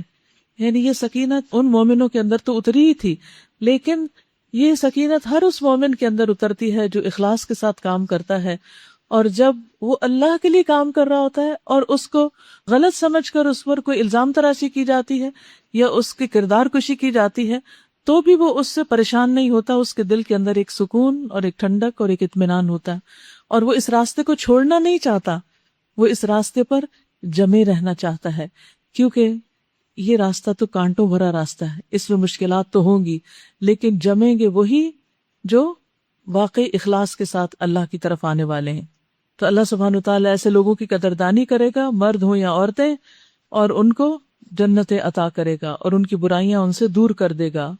اللہ کے نزدیک یہ بہت بڑی کامیابی ہے۔ اور ان منافق مردوں اور عورتوں اور مشرک مردوں اور عورتوں کو سزا دے جو اللہ کے متعلق برے گمان رکھتے ہیں۔ برائی کے پھیر میں وہ خود ہی آ گئے، اللہ کا غضب ان پر ہوا اور اس نے ان پر لعنت کی اور ان کے لیے جہنم مہیا کر دی جو بہت برا ٹھکانہ ہے۔ یاد رکھیے کبھی بھی اللہ سے بدگمان نہیں ہونا چاہیے. نبی صلی اللہ علیہ وسلم نے اپنی وفات سے 3 روز قبل فرمایا کہ تم میں سے ہر شخص اللہ کے ساتھ حسن ظن کے ساتھ فوت ہو، کیونکہ فوت ہوتے وقت ایک تکلیف بھی ہوتی ہے نا، تو اس وقت دل میں کوئی برا خیال نہ آئے کہ اللہ تعالیٰ یہ تکلیف کیوں رکھی ہے آپ نے، اور مجھے کیوں اتنی تکلیف دی جا رہی ہے، یا مجھ پر ایسی بیماری کیوں آ گئی ہے. اس حال میں بھی اللہ کا شکر ادا کرے. اور اگر بیمار تنگ بھی پڑ رہا ہو تو آس پاس کے لوگ جو عیادت کرنے والے ہیں وہ اس کو اللہ تعالیٰ کے احسانات یاد کرائیں، تاکہ انسان ایمان کی حالت میں، حسن ظن کی حالت میں دنیا سے رخصت ہو. رسول اللہ صلی اللہ علیہ وسلم نے فرمایا، اللہ تعالیٰ فرماتے ہیں میں اپنے بندے کے گمان کے مطابق ہوتا ہوں، میں اپنے بندے کے گمان کے مطابق ہوتا ہوں. اگر وہ اچھا گمان کرے اچھا ہوگا تو اچھا ہوگا، اگر برا ہوگا تو برا ہوگا، ایسے کو تیسی. اگر تم برا سوچتے ہو تو پھر تمہارے ساتھ ایسا ہی ہوگا. تو ہمیں ہر حال میں be hopeful and be grateful, اچھی اچھی باتیں سوچنی چاہیے اللہ سبحانہ تعالیٰ اور دین کے معاملے میں، تاکہ اللہ سبحانہ تعالیٰ ہم سے راضی ہو جائے. وَلِلَّهِ جُنُودُ السَّمَاوَاتِ وَالْأَرْضِ وَكَانَ اللَّهُ عَزِيزًا حَكِيمًا. زمین اور آسمانوں کے لشکر اللہ ہی کے قبضہ قدرت میں ہیں اور وہ زبردست اور حکیم ہے. اے نبی صلی اللہ علیہ وسلم، ہم نے تم کو شہادت دینے والا، بشارت دینے والا اور خبردار کرنے والا بنا کر بھیجا ہے، تاکہ اے لوگو تم اللہ اور اس کے رسول پر ایمان لاؤ اور اس کا ساتھ دو، اس کی تعظیم اور توقیر کرو اور صبح و شام اس کی تسبیح کرتے رہو، یعنی اللہ کی تسبیح، حمد و ثنا. تو اللہ سبحانہ تعالیٰ نے رسول اللہ صلی اللہ علیہ وسلم کو جو ہمارے پاس بھیجا، تو ہمارا کیا فرض بنتا ہے کہ ہم ایمان لائیں اور آپ کو قوت دیں اور آپ کی تعظیم کریں، عزت کریں. یہ ہمارے دین کا حصہ ہے، ادب ہے. اے نبی صلی اللہ علیہ وسلم، جو لوگ تم سے بیعت کر رہے تھے، یہ اشارہ ہے صلح حدیبیہ کے وقت اس بیعت کی طرف جسے بیعت رضوان کہا جاتا ہے، جس میں حضرت عثمان رضی اللہ تعالیٰ عنہ کی شہادت کی خبر عام ہو گئی تھی. تو مسلمانوں کے پاس چونکہ لڑنے کے لیے اور بدلہ لینے کے لیے کچھ خاص اسلحہ نہیں تھا، تو آپ صلی اللہ علیہ وسلم نے اس سوچ کے تحت کہ کہیں لوگ خوف زدہ ہو کر بھاگ نہ جائیں، ان سے عہد لے لیا جائے، تو آپ نے ایک درخت کے نیچے سب لوگوں کو جمع کیا اور ہر ایک سے الگ الگ بیعت لی. اور جب حضرت عثمان کی باری آئی تو آپ نے اپنا ایک ہاتھ اپنے دوسرے کے اوپر رکھا اور ان کی طرف سے بھی بیعت کی. تو بہرحال یہ بیعت اس بات پر تھی کہ ہم ہر حال میں نبی صلی اللہ علیہ وسلم کی اطاعت کریں گے اور ہم حضرت عثمان کے خون کا بدلہ لیں گے، جو کہ اگرچہ ایک غلط افواہ تھی جو بعد میں غلط ثابت ہوئی، لیکن اس وقت ان کو آزما لیا گیا، امتحان لے لیا گیا کہ اس وقت بغیر اسلحے کے کیسے لڑو گے. اب بھی کیا راضی ہو تم اللہ کے دین کی مدد کے لیے؟ کیونکہ یہاں پر آیا نا کہ رسول تو اس لیے بھیجا گیا کہ ایمان لاؤ، اس کو قوت دو، اس کی تعظیم کرو. تو اب کیا تم ایسے احکامات پر عمل کرتے ہو؟ کیونکہ پڑھنے کے لیے تو بہت آسان ہے، لیکن جب مشکل وقت میں انسان ذاتی کاموں کو پیچھے چھوڑ کر دین کو آگے رکھتا ہے تو ہی وہ اپنے ایمان کی سچائی ثابت کرتا ہے. اے نبی صلی اللہ علیہ وسلم، جو لوگ تم سے بیعت کر رہے تھے وہ دراصل اللہ سے بیعت کر رہے تھے. ان کے ہاتھ پر اللہ کا ہاتھ تھا، نظر تو نہیں آ رہا تھا، لیکن اللہ ہی جانتا ہے کہ کیسے تھا، مگر تھا. اب جو اس عہد کو توڑے گا اس کی عہد شکنی کا وبال اس کی اپنی ہی ذات پر ہوگا، اور جو اس عہد کو وفا کرے گا جو اس نے اللہ سے کیا ہے، اللہ ان قریب اس کو بہت بڑا اجر عطا فرمائے گا. سَيَقُولُ لَكَ الْمُخَلَّفُونَ مِنَ الْأَعْرَابِ شَغَلَتْنَا أَمْوَالُنَا وَأَهْلُونَا فَاسْتَغْفِرْ لَنَا. اے نبی صلی اللہ علیہ وسلم، بدوی عربوں میں سے جو لوگ پیچھے چھوڑ دیے گئے تھے، اب وہ آ کر ضرور تم سے کہیں گے کہ ہمیں اپنے اموال اور بال بچوں کی فکر نے مشغول کر رکھا تھا، آپ ہمارے لیے مغفرت کی دعا فرما دیں. یہ لوگ اپنی زبانوں سے وہ باتیں کہتے ہیں جو ان کے دلوں میں نہیں ہوتی. ان سے کہنا اچھا یہی بات ہے، تو کون تمہارے معاملے میں اللہ کے فیصلے کو روکنے کا کچھ بھی اختیار رکھتا ہے؟ اور وہ تمہیں کچھ نقصان پہنچانا چاہے یا نفع بخشنا چاہے، تمہارے اعمال سے تو اللہ ہی باخبر ہے. اصل میں نبی صلی اللہ علیہ وسلم نے جب عمرے کے لیے نکلنے کے لیے کہا تو کچھ لوگ جو تھے وہ نہیں گئے تھے آپ کے ساتھ. بتایا گیا کہ اب جب واپس جائیں گے تو وہ کیا کہیں گے، طرح طرح کے عذر اور بہانے کریں گے جو کہ ان کی عادت ہے. اور کیا کہیں گے؟ شغلتنا، انڈر لائن کیجیے، شغلتنا اموالنا واہلونا فاستغفر لنا. ہمیں ہمارے گھر والوں نے اور کام کاج نے، بزنس نے، جاب نے مشغول کر رکھا تھا، آپ ہمارے لیے بخشش کی دعا کر دیں. خود یہ بھی توفیق نہیں کہ اپنے لیے معافی مانگے، کیونکہ وہ اس کو غلط سمجھتے نہیں تھے، وہ سمجھتے تھے یہ ڈیوٹی ہے، یہ تو کرنا ہی کرنا ہے. تو یاد رکھیے، جب اللہ کی پکار آ جائے، بلاوا آ جائے، چاہے نماز کا ہو، چاہے جہاد کا ہو، چاہے کسی اور نیکی خیر کے کام میں حصہ ڈالنے کا ہو، اس وقت لبیک کہنا بہت ضروری ہوتا ہے۔ اس وقت یہ نہیں سوچا جا سکتا کہ نہیں آج تو میری چھٹی کا دن نہیں، آج تو میں کام پر ہوں اور آج تو میرا فلاں کام رہتا ہے۔ بہانے نہیں کر سکتے، جب کال آ گئی تو بس اب فوراً اٹینڈ کرنی ہے۔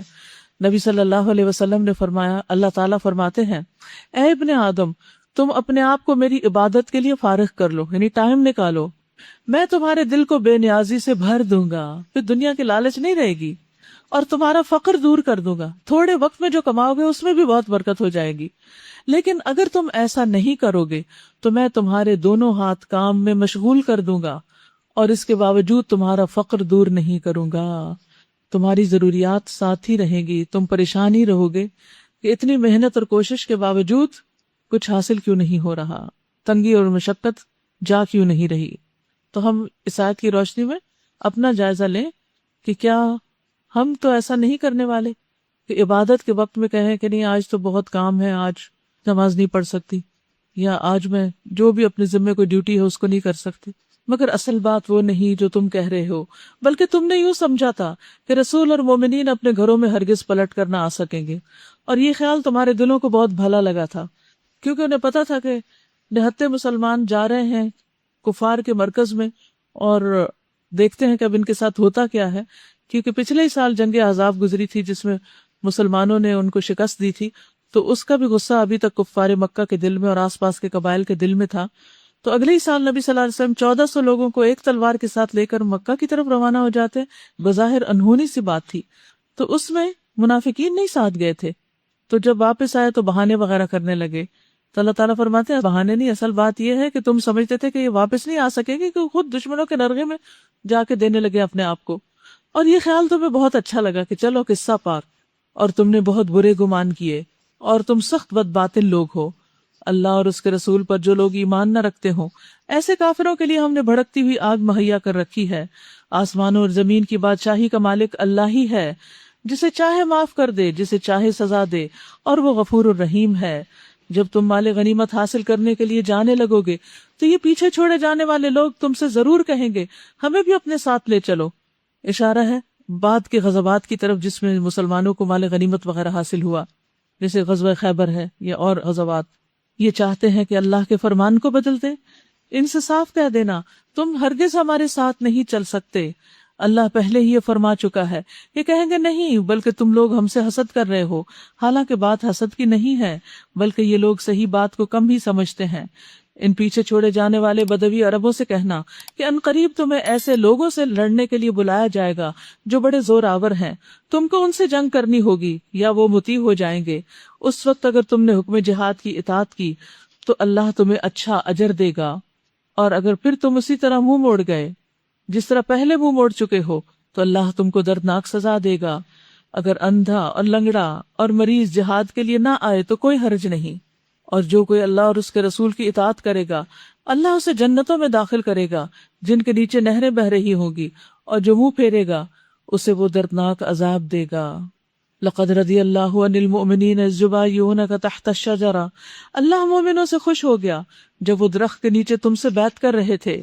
ان کے دلوں کا حال اس کو معلوم تھا، اس لیے اس نے ان پر سکینت نازل فرمائی، ان کو انعام میں قریبی فتح بخشی، اور بہت سا مال غنیمت انہیں عطا کر دیا جسے وہ ان قریب حاصل کر لیں گے۔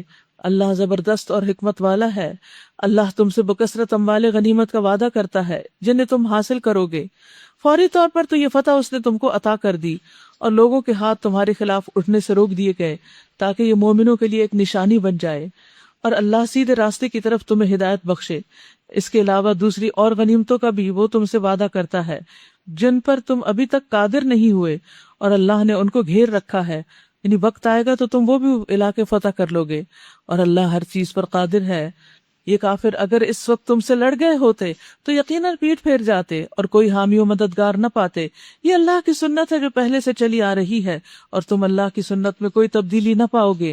وہی ہے جس نے مکہ کی وادی میں ان کے ہاتھ تم سے اور تمہارے ان سے روک دیے، یعنی حدیبیہ کے مقام پر، حالانکہ وہ انہیں تم پر غلبہ عطا کر چکا تھا، اور جو کچھ تم کر رہے تھے اللہ اسے دیکھ رہا تھا۔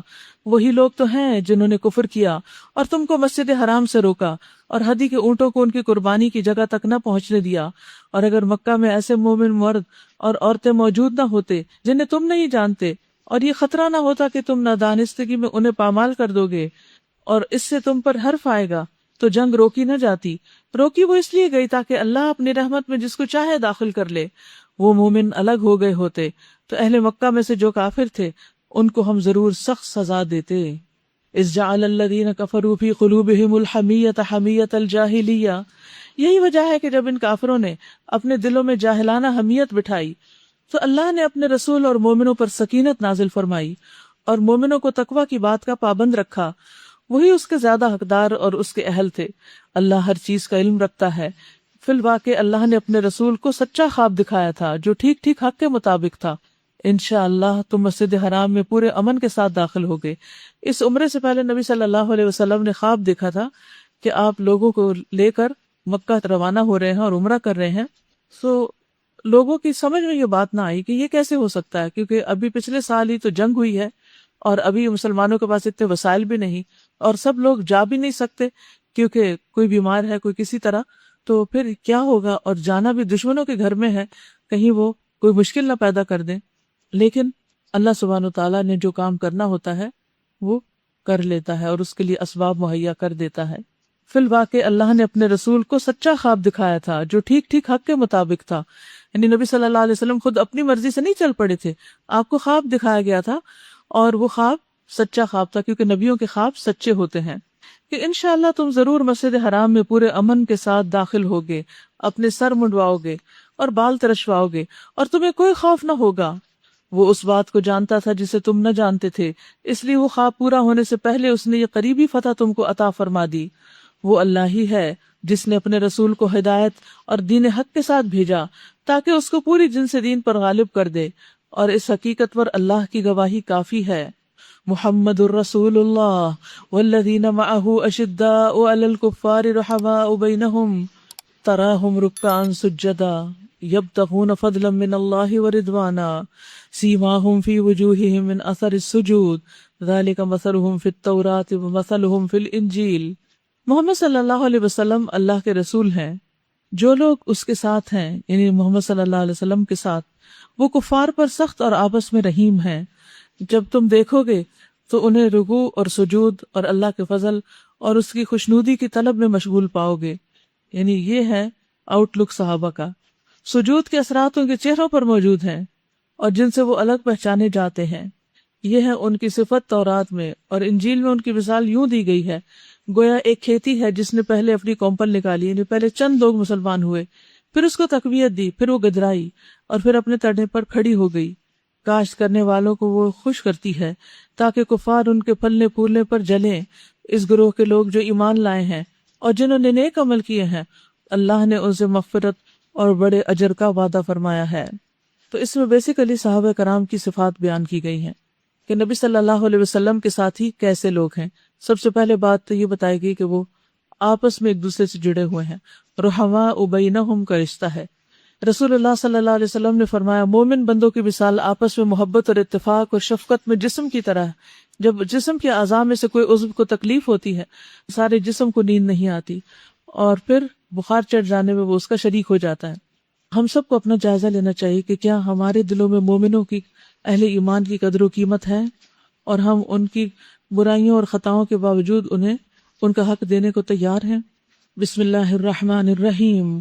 سورۃ الحجرات مدنی سورت ہے۔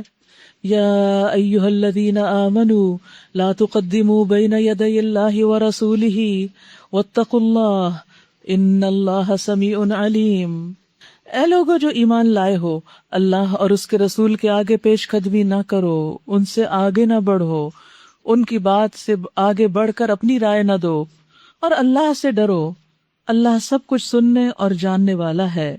یعنی جب دین کا کوئی حکم ہمارے سامنے آ جائے تو ہمارا رویہ یہ نہیں ہونا چاہیے کہ میرا خیال یہ ہے، میری رائے یہ ہے، یا مجھے یہ پسند ہے۔ کیا ہونا چاہیے؟ سمعنا و اطعنا، ہم نے سنا اور ہم نے اطاعت کی، یہی حق ہے، یہی سچ ہے، کیونکہ اللہ کی طرف سے ہے۔ یا ایھا الذین آمنوا لا ترفعوا اصواتکم فوق صوت النبی، اے لوگو جو ایمان لائے ہو، اپنی آوازوں کو نبی صلی اللہ علیہ وسلم کی آواز سے بلند نہ کرو۔ یہ آپ کے دور کے لیے تھا، اور آج آپ کی احادیث جہاں پڑھی جا رہی ہوں یا آپ کا ذکر مبارک کیا جا رہا ہو، آپ کی سیرت کے بارے میں پڑھا جا رہا ہو، تو اس مجلس کا ادب بھی ایسے ہی ہونا چاہیے جیسے ہم قرآن مجید کی مجلس میں خاموشی سے بات سنتے ہیں اور اپنی آوازوں کو پست رکھتے ہیں۔ یعنی ان مجالس میں جہاں احادیث اور سنت اور سیرت کا ذکر ہو، وہاں پر بھی تم ایسا رویہ اختیار نہ کرو کہ جس سے کسی قسم کی کوئی بے ادبی سامنے آتی ہو، اور بحث مباحثہ نہ کرو، یا چیخنے چلانے والی کوئی کیفیت نہ ہو، یا اس میں ہنسی مذاق کی ایسی کیفیت نہ ہو کہ جو ادب کے منافی ہو۔ اور اسی طرح نبی صلی اللہ علیہ وسلم کی مسجد میں جا کر بھی آواز بلند نہیں کرنی چاہیے۔ افسوس یہ کہ آج مسلمان اس مسجد میں جانے کا شوق تو بہت رکھتے ہیں، لیکن جب وہاں پہنچ جاتے ہیں تو پھر ادب نہیں کرتے۔ تو خود بھی اس بات کو اپنے پلے باندھ لیجیے، اور جو کوئی عمرے یا حج پہ جا رہا ہو اور مسجد نبی جانے والا ہو، اس کو بھی یاد دہانی کرا دیجیے کہ وہاں پر آوازیں اونچی کرنا اور چیخنا چلانا منع ہے، اور دنیا کی فالتو باتیں کرنا اور ہنسی مذاق کرنا اور ادھر ادھر کی کہانیاں اور قصے اور فضول قسم کی گفتگو یا لغو گفتگو میں مشغول ہونا، یہ سب ادب کے خلاف ہے۔ صاحب بن یزیب کہتے ہیں کہ میں مسجد نبی میں کھڑا ہوا تھا کہ کسی نے میری طرف کنکری پھینکی۔ میں نے جو نظر اٹھا کے دیکھا تو حضرت عمر تھے۔ انہوں نے کہا یہ جو سامنے دو لوگ بیٹھے نے میرے پاس لے کر آؤ۔ جب وہ آئے تو انہوں نے پوچھا کہ تمہارا تعلق کس قبیلے سے ہے؟ تو انہوں نے کہا ہم طائف کے رہنے والے ہیں۔ حضرت عمر نے کہا اگر تم مدینہ کے ہوتے تو میں تمہیں سزا دیے بغیر نہ چھوڑتا۔ تم رسول اللہ صلی اللہ علیہ وسلم کی مسجد میں آواز بلند کر رہے ہو، یعنی تم اس مسجد کا یہ ادب کر رہے ہو کہ اپنی آوازیں اونچی کر رہے ہو۔ تو یہ حکم قرآن نے بھی دیا ہے، اور یہ حکم ہمیں صحابہ کے طرز عمل سے بھی پتہ چل رہا ہے۔ اور نہ نبی کے ساتھ اونچی آواز سے بات کیا کرو جس طرح تم آپس میں ایک دوسرے سے کرتے ہو، کہیں ایسا نہ ہو کہ تمہارا کیا کرایا سب غارت ہو جائے۔ یعنی جیسے آپ کے دور میں آپ کے سامنے بلند آواز سے بولنا منع ہے، اسی طرح جب آپ کی کوئی حدیث سنائی جا رہی ہو یا کوئی آپ سے متعلق بات بتائی جا رہی ہو تو اس میں آگے سے اعتراض کرنا اور بحث کرنا اور آواز بلند کر لینا وہ بھی درست نہیں۔ عمران نے ایک روز ایک حدیث بیان کی، کہنے لگے کہ رسول اللہ صلی اللہ علیہ وسلم نے فرمایا حیا ساری خیر ہی خیر ہے۔ بشیر بولے ہم اپنی بعض کتابوں یا حکمت میں پاتے ہیں کہ حیا سے سنجیدگی اور وقار پیدا ہوتا ہے اور کبھی کمزوری بھی۔ یہ سن کر عمران کی آنکھیں غصے کے مارے سرخ ہو گئی، کہنے لگے کیا تم دیکھتے نہیں کہ میں تمہارے سامنے رسول اللہ صلی اللہ علیہ وسلم کا فرمان بیان کرتا ہوں اور تم اس کے خلاف بیان کرتے ہو کہ نہیں حیا اتنی بھی نہیں ہونی چاہیے کیونکہ اس سے کمزوری بھی پیدا ہو جاتی، یعنی انسان ویک ہو جاتا ہے۔ تو جہاں اللہ کے رسول صلی اللہ علیہ وسلم کا فرمان آ جائے تو اس کو کاٹنے کے لیے کوئی بات نہیں گھڑنی چاہیے اور کوئی بیان نہیں کرنی چاہیے، اس میں کسی قسم کی کوئی کجی نہیں نکالنی چاہیے۔ اور پھر اس طرح بھی آپ کو آواز نہ دو جیسے آپس میں ایک دوسرے کو دیتے ہو، کہیں ایسا نہ ہو کہ تمہارا کیا کرایا سب غارت ہو جائے اور تمہیں پتہ بھی نہ ہو۔ کس قدر ڈرنے کی بات ہے کہ انسان اللہ کے پاس پہنچے اور دیکھے تو اعمال نامہ چٹ کہاں گیا، وہ ایسی بد اخلاقیوں کی نظر ہو گیا کہ ساتھ کچھ بھی نہیں آیا، سب ضائع ہو گیا۔ اس لیے ادب پہلا کرینہ ہے محبت کے کرینوں میں۔ بہت سے لوگ نبی صلی اللہ علیہ وسلم سے محبت کا اظہار کرتے ہیں لیکن طریقہ نہیں جانتے کہ محبت کرنی کیسے ہے۔ تو یہ محبت عام انسانوں والی محبت نہیں ہے کہ جن کے ساتھ آپ پھر لاڈ پیار میں وہ کچھ کر جاتے ہیں جو ادب کی حدود سے نکل جاتا ہے، تو بھی وہ عام انسان ہوتے ہیں، معاف کر دیتے ہیں۔ لیکن یہ تو اللہ کے رسول ہیں، اللہ کے پیغام لانے والے ہیں، ان کا مقام عام انسانوں سے بہت بلند ہے۔ ہمیں حکم دیا گیا پچھلی صورت میں کہ ان پر ایمان لایا جائے، ان کو قوت دی جائے، ان کی عزت کی جائے، ان کی تعظیم کی جائے۔ جو لوگ اللہ کے رسول کے حضور بات کرتے ہوئے اپنی آواز پست رکھتے ہیں وہ در حقیقت وہی لوگ ہیں جن کے دلوں کو اللہ نے تقویٰ کے لیے جانچ لیا ہے، ان کے لیے مغفرت ہے اور اجر عظیم ہے۔ اے نبی صلی اللہ علیہ وسلم، جو لوگ تمہیں حجروں کے باہر سے پکارتے ہیں ان میں سے اکثر بے عقل ہیں۔ دیہات سے آئے ہوئے لوگ یا محمد کہہ کے آپ کو گھر سے آوازیں دیتے تھے، یہ بھی ادب کے خلاف ہے، اس سے بھی بچنا چاہیے۔ اور آج بھی نبی صلی اللہ علیہ وسلم کا جب نام پکارا جائے تو اس انداز میں نام نہ لیا جائے۔ قرآن مجید میں کہیں بھی آپ کو یا محمد کہہ کے نہیں پکارا گیا، یا ایھا الرسول، یا ایھا النبی، یعنی ایک خاص انداز ہے آپ کو پکارے جانے کا تاکہ ہم بھی اس کو فالو کریں۔ اے نبی صلی اللہ علیہ وسلم، جو لوگ تمہیں حجروں کے باہر سے پکارتے ہیں ان میں سے اکثر بے عقل ہیں، اگر وہ تمہارے برآمد ہونے تک صبر کرتے تو انہی کے لیے بہتر تھا، اللہ درگزر کرنے والا اور رحیم ہے۔ اے لوگو جو ایمان لائے ہو، اگر کوئی فاسق تمہارے پاس کوئی خبر لے آئے تو تحقیق کر لیا کرو، کہیں ایسا نہ ہو کہ تم کسی گروہ کو نادانستہ نقصان پہنچا بیٹھو اور پھر اپنے کیے پر پشیمان ہو۔ یعنی سب سے پہلے تحقیق کی جائے، جیسے اس واقعے میں بھی دیکھیں حضرت عمر پہلے بلاتے ہیں، حالانکہ غصے میں ان پر پہلے پوچھتے تم ہو کون۔ کتنی حکمت کی بات ہے کہ پہلے جائزہ لیا جائے کہ اس شخص کی عقل کتنی ہے، اس کو کچھ خود بھی سمجھ ہے یا نہیں، یہ نہیں کہ جو نظر آئے انسان اس پر بڑے بڑے حکم نافذ کرنا شروع کر دے۔ وَاعْلَمُوا أَنَّ فِيكُمْ رَسُولَ اللَّهِ، خوب جان لو کہ تمہارے درمیان اللہ کا رسول موجود ہے، اگر وہ بہت سے تمہارے معاملات میں تمہاری بات مان لیا کرے تو تم خود ہی مشکلات میں مبتلا ہو جاؤ، مگر اللہ نے تم کو ایمان کی محبت دی ہے اور اس کو تمہارے لیے دل پسند بنا لیا ہے۔ اللہ ہمیں بھی عطا کرے۔ اللہم زیننا بزینت الایمان وجعلنا ھداۃ مہتدین، اے اللہ ہمیں ایمان کی زینت سے مزین کر دے اور ہدایت یافتہ لوگوں کا رہنما بنا دے، اور کفر اور فسق اور نافرمانی سے تم کو متنفر کر دیا۔ ایسے ہی لوگ اللہ کے فضل اور احسان سے راست رو ہیں، اور اللہ علیم اور حکیم ہے۔ اور اگر اہل ایمان میں سے دو گروہ آپس میں لڑ جائیں تو ان کے درمیان صلح کرا دو، پھر اگر ان میں سے ایک گروہ دوسرے گروہ سے زیادتی کرے تو زیادتی کرنے والے سے لڑو یہاں تک کہ وہ اللہ کے حکم کی طرف پلٹ آئے۔ یہ بھی اہل ایمان پر ایک ذمہ داری ہے کہ اگر ان کے علم میں یہ بات آئے کہ دو لوگ آپس میں ناراض ہیں تو پھر کیا کیا جائے، ان کی صلح کرائی جائے۔ یہ نہ سوچا جائے ان کے یہ خود ہی نپٹے یا ان کا اپنا ہی کام ہے، چاہے تو بولیں چاہے تو نہیں، کیونکہ آپس کی ناراضگی جو ہے یہ بہت بڑا بگاڑ اور فساد پیدا کرتی ہے، اور ہم خاموش تماشائی بن کے نہیں رہ سکتے۔ پھر اگر وہ پلٹ آئے تو ان کے درمیان عدل کے ساتھ صلح کراؤ، یہ نہیں کہ ایک فریق پر ساری زیادتی ہو جائے، اور انصاف کرو، اور انصاف کرنے والوں کو اللہ پسند کرتا ہے۔ یقیناً اللہ محبت رکھتا ہے انصاف کرنے والوں سے، چاہے کوئی اپنے گھر کے اندر انصاف کی روش اختیار کیے ہوئے ہو یا کسی انصاف کی کرسی پر بیٹھ کر۔ ایسے لوگ قیامت کے دن عرش کے سائے تلے ہوں گے، یعنی ایسا امام جو عادل ہو۔ انما المؤمنون اخوہ، بے شک مومن تو آپس میں بھائی بھائی ہیں۔ فاصلحوا بین اخویکم، لہٰذا اپنے بھائیوں کے درمیان تعلقات کو درست کرا دو، اصلاح کرا دو۔ واتقوا اللہ لعلکم ترحمون، اور اللہ سے ڈرو، امید ہے کہ تم پر رحم کیا جائے گا۔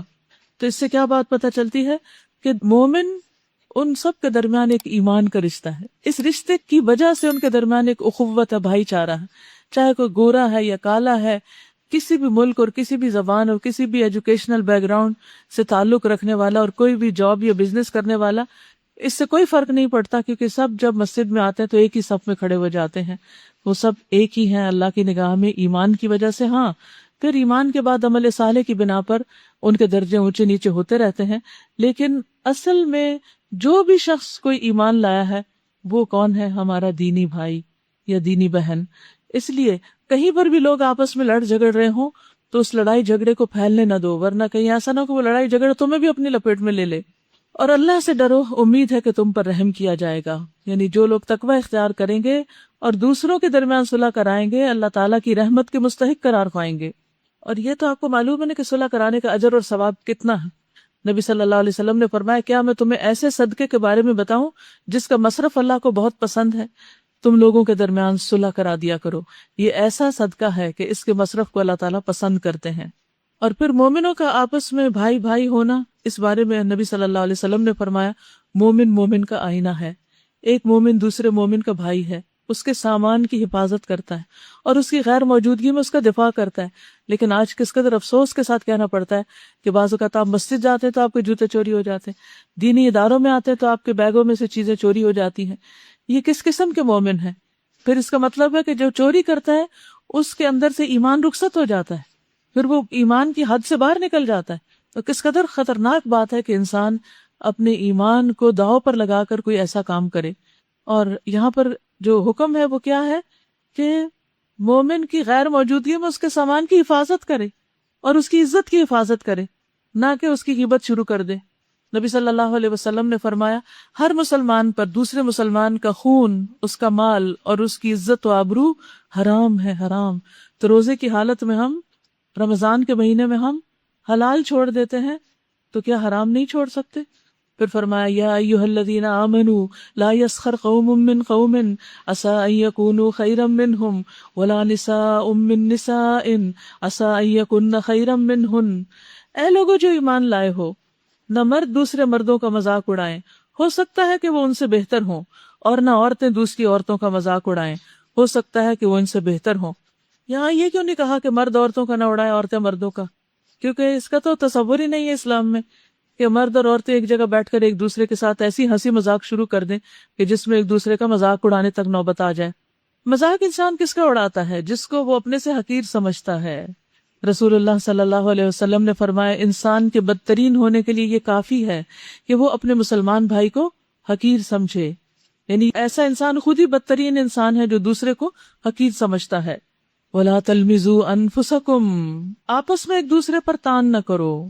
نبی صلی اللہ علیہ وسلم نے فرمایا اگر کوئی شخص تمہیں برا بھلا کہے اور تمہارے اندر جس عیب کا اسے علم ہو اس سے تمہیں آر دلائے تو تم اسے اس کے عیب سے آر مت دلاؤ جو تمہیں اس کا حال معلوم ہے. یعنی تمہیں جو پتا ہے اس کا عیب تو تم اسے نہیں آر دلاؤ گے، بس بے شک اس کا وبال اسی پہ پڑے گا. یعنی اس کا مطلب یہ ہے کہ اگر کسی نے آپ کی کسی ویکنس پر آپ کا مذاق اڑایا تو جواب میں آپ اس کی کسی ویکنس کو پوائنٹ آؤٹ کر کے اس کا مذاق نہ اڑائیں، تو اللہ تعالیٰ آپ کو آپ کے اس صبر کا بدلہ دے گا، اور اس کا وبال یعنی مذاق اڑانے کا اسی پہ پڑے گا جس نے پہل کی.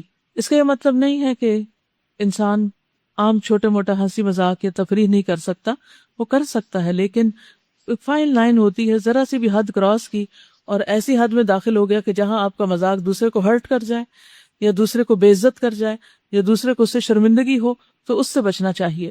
اور حسب نسب کے تانے بھی نہیں دینے چاہیے، اور کسی مال کے، کسی جاب کے، مثلا ہمیں پتہ ہے تمہارا باپ کیا کرتا ہے یا تمہاری ماں کیا کرتی ہے یا تمہارا خاندان کون سا ہے.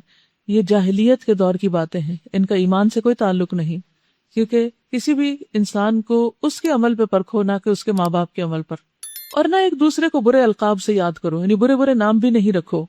بئس الاسم الفسوق بعد الایمان، ایمان لانے کے بعد فسق میں نام پیدا کرنا بہت بری بات ہے. ومن لم یتب فاولئک هم الظالمون، جو لوگ اس روش سے باز نہ آئیں وہی ظالم ہیں.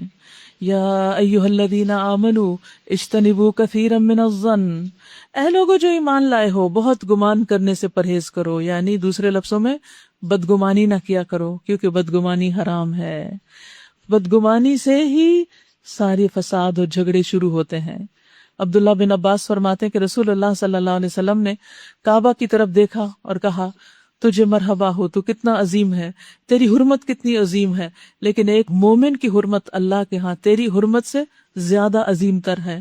اللہ نے تیری ایک چیز حرام کی اور مومن کی 3 چیزیں حرام کی گئیں، اس کا خون، اس کا مال، اور یہ کہ اس کے بارے میں برا گمان کیا جائے.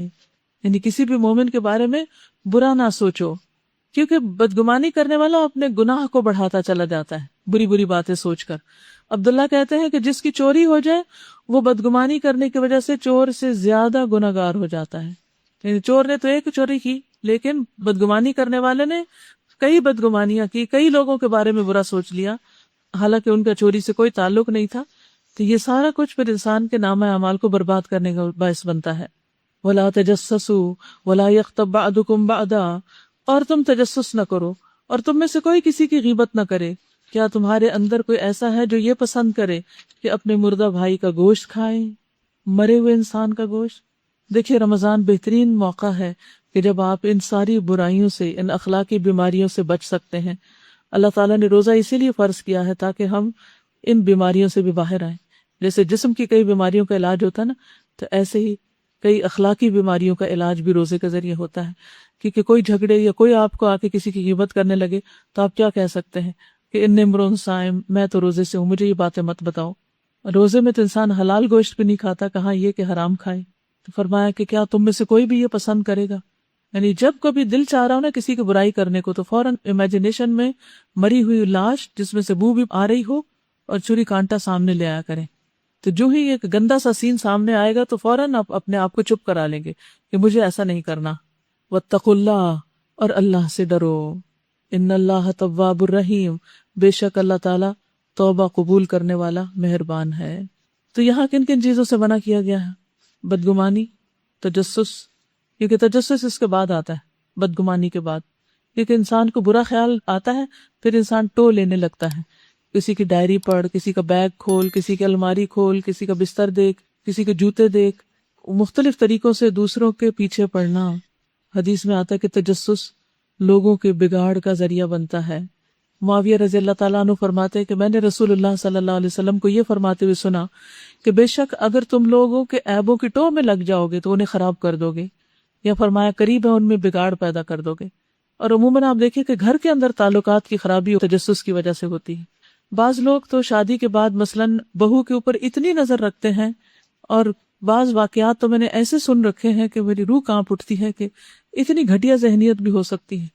یعنی چھوٹی چھوٹی چیزوں پر چیک رکھنا، کس وقت اٹھے ہیں، کس وقت سوئے ہیں، کس وقت باہر نکلے، کس وقت اندر آئے، کیا کھایا ہے، کیا چھوڑا ہے، کھا کے پلیٹ کہاں رکھی ہے، کس کا تو گھٹیا حرکتیں۔ یعنی کہ ہر ایک کی ایک آزادی ہوتی ہے اور اس کو اس کی آزادی دی جانی چاہیے، نہ کہ اس کے ہر ایکشن کو دوربین لے کے انسان دیکھنے لگے۔ اگر گھر آئی ہوئی بہو کو یا داماد کے ساتھ ایسا معاملہ کیا جائے گا تو کبھی گھر نہیں بس سکتے۔ اور اسی طرح دوستی میں بھی، یا شوہر بیوی آپس میں بھی ایک دوسرے کے بارے میں اگر تجسس شروع کر دیں، کہاں گیا تھا، کیا کیا، اور مختلف لوگوں سے ٹو لگا کے پھر پتہ کروانا، اور ہو سکتا ہے دوسرا کو ایسے ہی کوئی بات بنا دے اور غلط بیانی کر دے اور معاملہ کتنا زیادہ سخت بگڑ جائے۔ اور اس سے پھر یہ ہے کہ دو لوگ بھی آپس میں ایک دوسرے سے بھی تنگ آتے ہیں جب ایک دوسرے کے اوپر تجسس اور بدگمانی ہونے لگتی ہے۔ یاد رکھیے اچھے ریلیشن شپ کی بنیاد ٹرسٹ ہے، اعتماد۔ اگر کہیں بھی آپ تعلقات اچھے بنانا چاہتے ہیں تو اعتماد شروع کر دیجیے، چاہے نقصان بھی ہو۔ اور کہیں بگاڑنا چاہتے ہیں، انتہائی محبت کے رشتے کو خراب کرنا چاہتے ہیں تو مسٹرسٹ شروع کر دیں، ہر چیز میں شک شروع کر دیں۔ جو ہی شک آئے گا تو سب کچھ بگڑ جائے گا، پھر آپ کو بگاڑنے کی ضرورت نہیں رہے گی۔ لیکن اس کے بعد پھر زندگی اس دنیا کی اور آخرت کی کیسے جہنم بنتی ہے، اس کے لیے بھی انسان تیار رہے۔ رسول اللہ صلی اللہ علیہ وسلم نے فرمایا، جو شخص دوسروں کی بات سننے کے لیے کان لگائے جو اسے پسند نہیں کرتے یا اس سے بھاگتے ہیں، قیامت کے دن اس کے کانوں میں سیسا پگھلا کے ڈالا جائے گا۔ سیسا یعنی کبھی کسی کا بیڈ روم کا دروازہ بند ہو، چاہے ماں باپ ہی کیوں نہ ہو، کبھی بھی کان لگا کے سننے کی کوشش نہ کریں۔ رسول اللہ صلی اللہ علیہ وسلم نے فرمایا، اے ان لوگوں کی جماعت جو صرف زبان سے ایمان لائے ہو اور ان کے دلوں میں ایمان داخل نہیں ہوا، مسلمانوں کی غیبت مت کیا کرو اور نہ ان کے عیبوں کے درپے رہو، اس لیے کہ جو کسی کے عیبوں کے درپے ہوتا ہے اللہ اس کے عیوب کے درپے ہو جاتا ہے، اور جس کے عیوب کے درپے اللہ تعالیٰ ہو جائے تو اس کو اس کے گھر میں ہی رسوا کر دیتے، وہ گھر سے باہر نہ بھی نکلے وہیں اس کی بدنامی ہو جاتی۔ جو دوسروں پر الزام تراشی کرتا ہے خود اس پر الزام لگنے لگتے ہیں۔ اچھا، اسی طرح غیبت کے معاملے میں بھی ہم بعض اوقات بہت تساہل سے کام لیتے ہیں اور چھوٹی چھوٹی باتوں کو ہم غیبت نہیں سمجھتے۔ غیبت کیا ہے اس کا تو آپ کو پتہ ہے، ذکر کا اخا کا بما یکرہ عام ہو گئی تعریف، سب کو معلوم ہے کہ تمہارا اپنے بھائی کی غیر موجودگی میں اس انداز میں بات کرنا کہ جو سامنے ہو تو وہ اسے دیکھ کے ناپسند کرے۔ اس میں وہ ساری چیزیں آتی ہیں، خواہ وہ کسی کی خامی ہو یا کسی کی عادت ہو، اس کا تذکرہ برے انداز میں کرنا۔ مثلا صحابہ نے رسول صلی اللہ علیہ وسلم کے پاس ایک آدمی کا ذکر کیا اور کہا کہ جب تک اسے کھلایا نہ جائے وہ کھاتا نہیں، جب تک سوار نہ کیا جائے سوار نہیں ہوتا۔ نبی صلی اللہ علیہ وسلم نے فرمایا، تم نے اس کی غیبت کی ہے، تم نے اس کی غیبت کی ہے۔ صحابہ نے کہا، اللہ کے رسول صلی اللہ علیہ وسلم وہ جیسا ہے ہم نے تو ویسا ہی بتایا ہے۔ آپ صلی اللہ علیہ وسلم نے فرمایا، غیبت کے لیے تمہیں یہی کافی ہے، تم اپنے بھائی کی اس بات کا ذکر کرو جو اس میں ہے، اور جو نہیں ہے وہ کیا بن جائے گا؟ بہتان۔ آپ دیکھیے کہ عموماً ساس بہو کی لڑائی میں کیا ہوتا ہے، جب میاں گھر آتا ہے تو ساس بہو کے خلاف بیٹے کو باتیں کرتی، اور جب بیٹا بیوی کے ساتھ اکیلا ہوتا تو بیوی ماں کے خلاف باتیں شروع کر دیتی۔ جتنے بھی گھر ٹوٹے اور بگڑے ان سب کے اندر غیبت، بدگمانی اور تجسس اور طعنہ زنی اور یہ تمام عیب پائے جاتے ہیں۔ اس کے بغیر ہو ہی نہیں سکتا کہ کہیں کام خراب ہو۔ جس گھر کے اندر احترام ہو، ٹرسٹ ہو، وہاں لڑائیاں نہیں ہوتی۔ اگر تھوڑے بہت مزاجوں کا فرق بھی ہو تو وہی ختم ہو جاتی۔ تو اس لیے ہم سب کو اپنے رویوں کو درست کرنے کی ضرورت ہے اور سب کے ساتھ اپنے تعلقات درست کرنے کی، اور اگر ہمارے سب کے ساتھ اچھے ہیں تو ایک اور ذمہ داری ہے دوسروں کے تعلقات درست کرانے کی۔ اور جو شخص غیبت سے بچنے کی کوشش کرے اس کا ضامن اللہ ہے۔ نبی صلی اللہ علیہ وسلم نے فرمایا، 6 خصائل ایسے ہیں اگر کوئی مسلمان کسی ایک کو اپنا کر فوت ہو جائے تو اللہ تعالیٰ کی اس کے بارے میں ذمہ داری ہے کہ وہ اس کو جنت میں داخل کرے۔ ان میں سے ایک وہ جو اپنے گھر رہتا ہے، نہ کسی مسلمان کی غیبت کرتا ہے، نہ کسی کے لیے غصے یا سزا کا باعث بنتا ہے، اگر وہ اسی حالت میں فوت ہو گیا تو اس کی جنت کا ضامن اللہ تعالیٰ ہوگا۔ یعنی جو شخص اپنے گھر میں رہتا ہے، کیونکہ زیادہ تر خرابیاں کب ہوتی ہیں؟ جب آپ دوسروں کی زندگی میں انٹرفیئر کرتے ہیں، دوسروں کے گھر بہت آنا جانا آپ کا ہو جاتا ہے، اور یہ ایک حقیقت ہے۔ یعنی بلا ضرورت کسی کے گھر نہیں جانا چاہیے، وہ تو اوور سوشلائزنگ جو ہے وہ کام خراب کرتی ہے۔ آپ دیکھیں جب تک لوگ دور دور ہوتے ہیں نا، ایک دوسرے کا احترام کرتے ہیں، جب روز ملنے لگتے ہیں تو کوئی نہ کوئی بات پھر بری لگ جاتی ہے، پھر ایک دوسرے کو کچھ نہ کچھ سنانے لگتے ہیں، پھر ان کی جا کے کسی اور کو سنانے لگتے ہیں۔ یہ ساری چیزیں پھر طعنوں اور غیبت میں شامل ہو جاتی ہیں، اور اس سے کام بگڑنے لگتا ہے۔ اسی لیے آپ دیکھیں کہ جہاں بہت زیادہ دوستی ہوتی ہے، بہت زیادہ آنا جانا اور بہت ہر وقت کی میل ملاقات، وہیں پر خرابیاں بھی زیادہ ہوتی ہیں پھر، اور تعلق ایسے بگڑتے ہیں کہ جو کبھی پھر سنبھلنے کا نام نہیں لیتے۔ تو اس لیے یہ جتنی بھی ہدایات ہمیں دی گئی ہیں، اس میں ہماری ہی بھلائی ہے، دنیا کی بھی اور آخرت کی۔ یہ ہدایات اس میں سے نہیں ہے کہ اگر ہم مانتے ہیں تو مانے، نہیں مانتے تو نہیں مانیں گے تو دنیا اور آخرت دونوں مصیبت بنیں گے۔ یا ایھا الناس انا خلقناکم من ذکر وانثی وجعلناکم شعوبا وقبائل لتعارفوا ان اکرمکم عند اللہ اتقاکم ان اللہ علیم خبیر۔ لوگو، ہم نے تم کو ایک مرد اور ایک عورت سے پیدا کیا، پھر تمہاری قومیں اور برادریاں بنا دی تاکہ تم ایک دوسرے کو پہچانو۔ در حقیقت اللہ کے نزدیک تم میں سب سے زیادہ عزت والا وہ ہے جو تمہارے اندر سب سے زیادہ پرہیزگار ہے۔ یقیناً اللہ سب کچھ جاننے والا اور باخبر ہے۔ یہ بدوی کہتے ہیں کہ ہم ایمان لائے۔ ان سے کہو تم ایمان نہیں لائے، بلکہ یوں کہو کہ ہم مطیع ہو گئے، اطاعت قبول کر لی، یعنی کہ اب اور کوئی چارہ نہیں، ایمان ابھی تمہارے دلوں میں داخل نہیں ہوا۔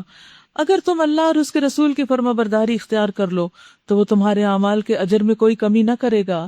یقیناً اللہ بڑا درگزر کرنے والا اور رحیم ہے۔ حقیقت میں تو مومن وہ ہیں جو اللہ اور اس کے رسول پر ایمان لائے، پھر انہوں نے کوئی شک نہ کیا اور اپنی جانوں اور مالوں سے اللہ کی راہ میں جہاد کیا، وہی لوگ سچے ہیں۔ قُلْ أَتُعَلِّمُونَ اللَّهَ بِدِينِكُمْ، اے نبی صلی اللہ علیہ وسلم، ان مدعیان ایمان سے کہو، کیا تم اللہ کو اپنے دین کی اطلاع دے رہے ہو؟ حالانکہ اللہ زمین اور آسمانوں کی ہر چیز کو جانتا ہے اور وہ ہر شے کا علم رکھتا ہے۔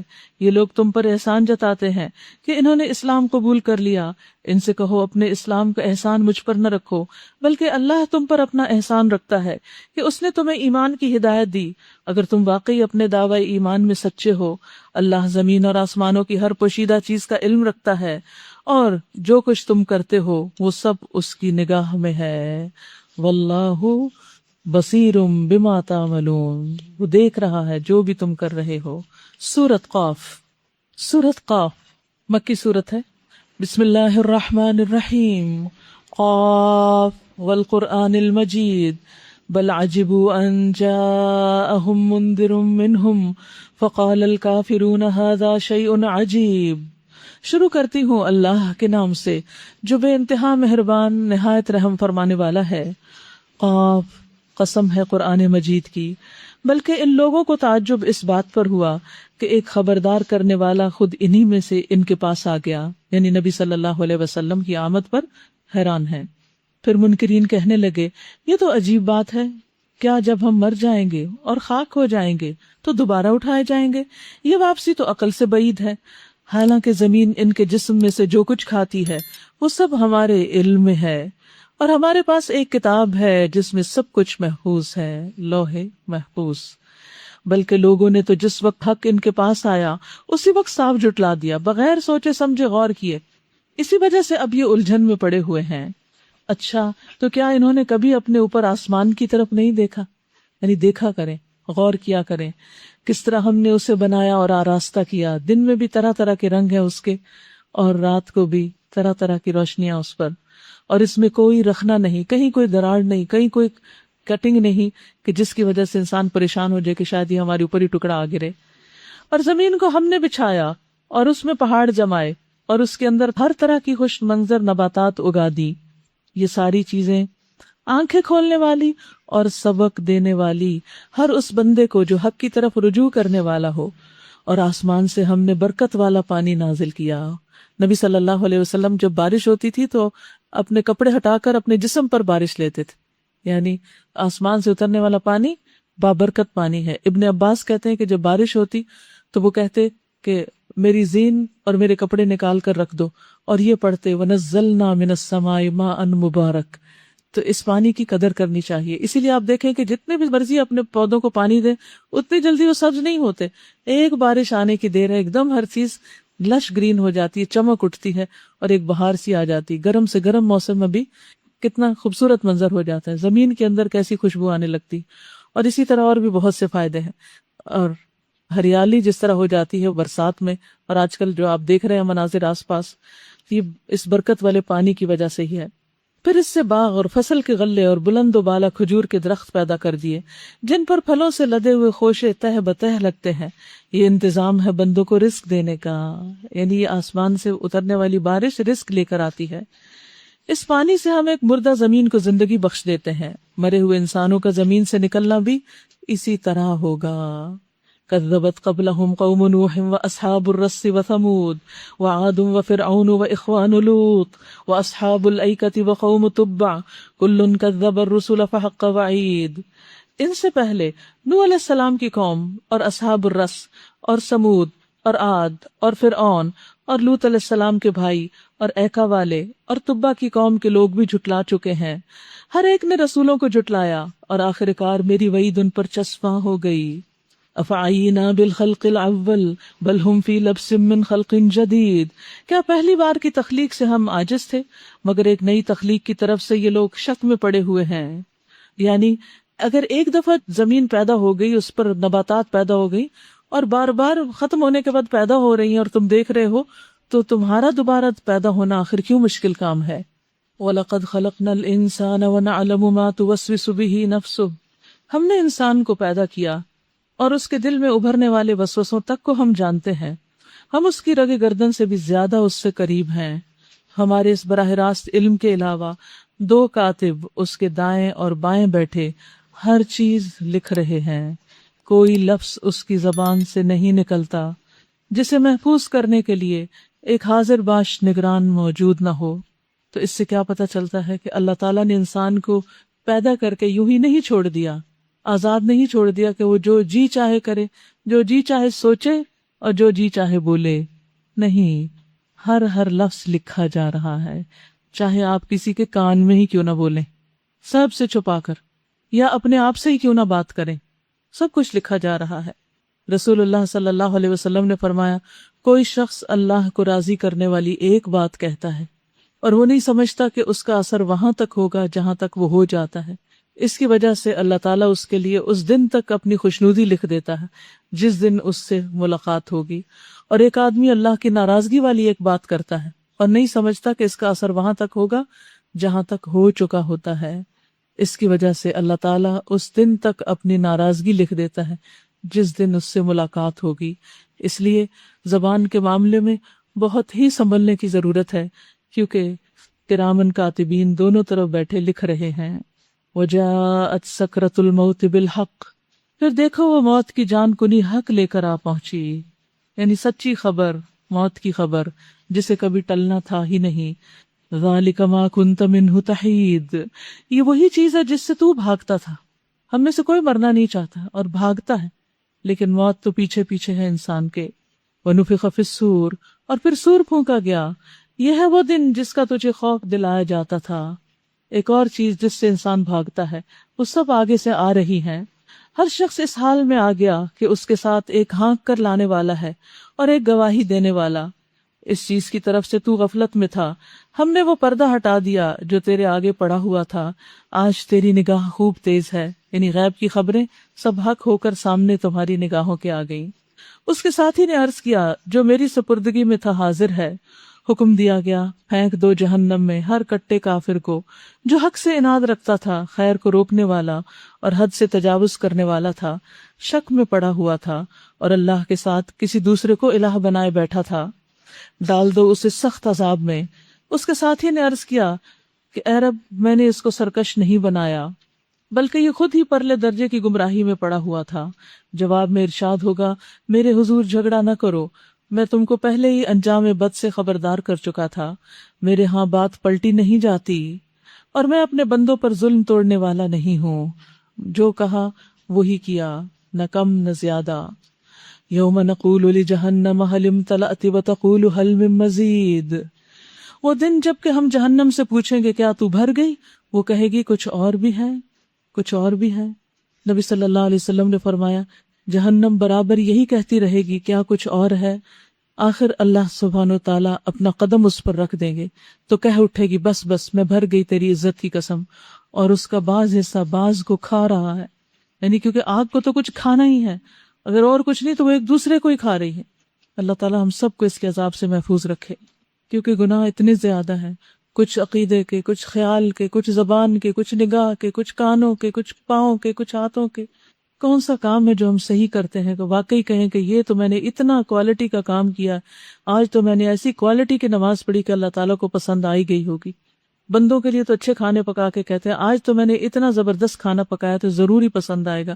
کیا کسی ایک نماز کے بارے میں بھی کہہ سکتے ہیں ہم کہ اتنی اچھی پڑھی ہے کہ ضروری اللہ تعالیٰ کو پسند آئی ہوگی؟ ہر نماز پڑھنے کے بعد یہی احساس ہوتا ہے کہ حق ادا نہیں ہوا، حق ادا نہیں ہوا. وَأُزْلِفَتِ الْجَنَّةُ لِلْمُتَّقِينَ غَيْرَ بَعِيدٍ، اور جنت متقین کے قریب لے آئی جائے گی، غیر بعید، کچھ بھی دور نہیں ہوگی، یعنی انہیں تکلیف نہیں کرنی پڑے گی، وہ قریب لے آئی جائے گی. هَذَا مَا تُوعَدُونَ لِكُلِّ أَوَّابٍ حَفِيظٍ، ارشاد ہوگا یہ ہے وہ چیز جس کا تم سے وعدہ کیا جاتا تھا ہر اس شخص کے لیے جو بہت رجوع کرنے والا ہو، یعنی ہر معاملے میں اپنے رب کی طرف پلٹے، خوشی ہو، غمی ہو، دکھ ہو، پریشانی ہو، ہدایت ہو، کچھ بھی ہو، اپنے اندر کوئی مشکل پا رہا ہو تو وہ اپنے رب ہی سے فریادیں کرے اور اس سے مسئلے کا حل چاہے. اور پھر یہ کہ بار بار پلٹ کر عبادت کے لیے بھی اللہ تعالیٰ کی طرف جائے. اواب کی ایک صفت حدیث میں بیان ہوئی ہے، نبی صلی اللہ علیہ وسلم نے فرمایا اواب کے سوا کوئی چاشت کی نماز کی حفاظت نہیں کرتا، اور یہ اوابین کی نماز ہے، یعنی جو اواب ہوگا وہ چاشت کی نماز ضرور پڑھے گا. اور پھر حفیظ، جو حفاظت کرنے والا ہے، کس کس چیز کی؟ حدود کی، فرائض کی، اپنے سپرد کی ہوئی امانتوں کی، اپنے اوقات، اپنی قوتوں، محنتوں، کوششوں کی، ہر چیز کی حفاظت کرنے والا، اپنی زبان کی حفاظت، عمل کی حفاظت. من خشی الرحمن بالغیب، جو بن دیکھے رحمان سے ڈرتا تھا، اور جو دل گربیدہ لیے ہوئے آیا، یعنی نرم دل، قلب منیب لیے ہوئے آیا، بار بار اللہ کی طرف پلٹنے والا.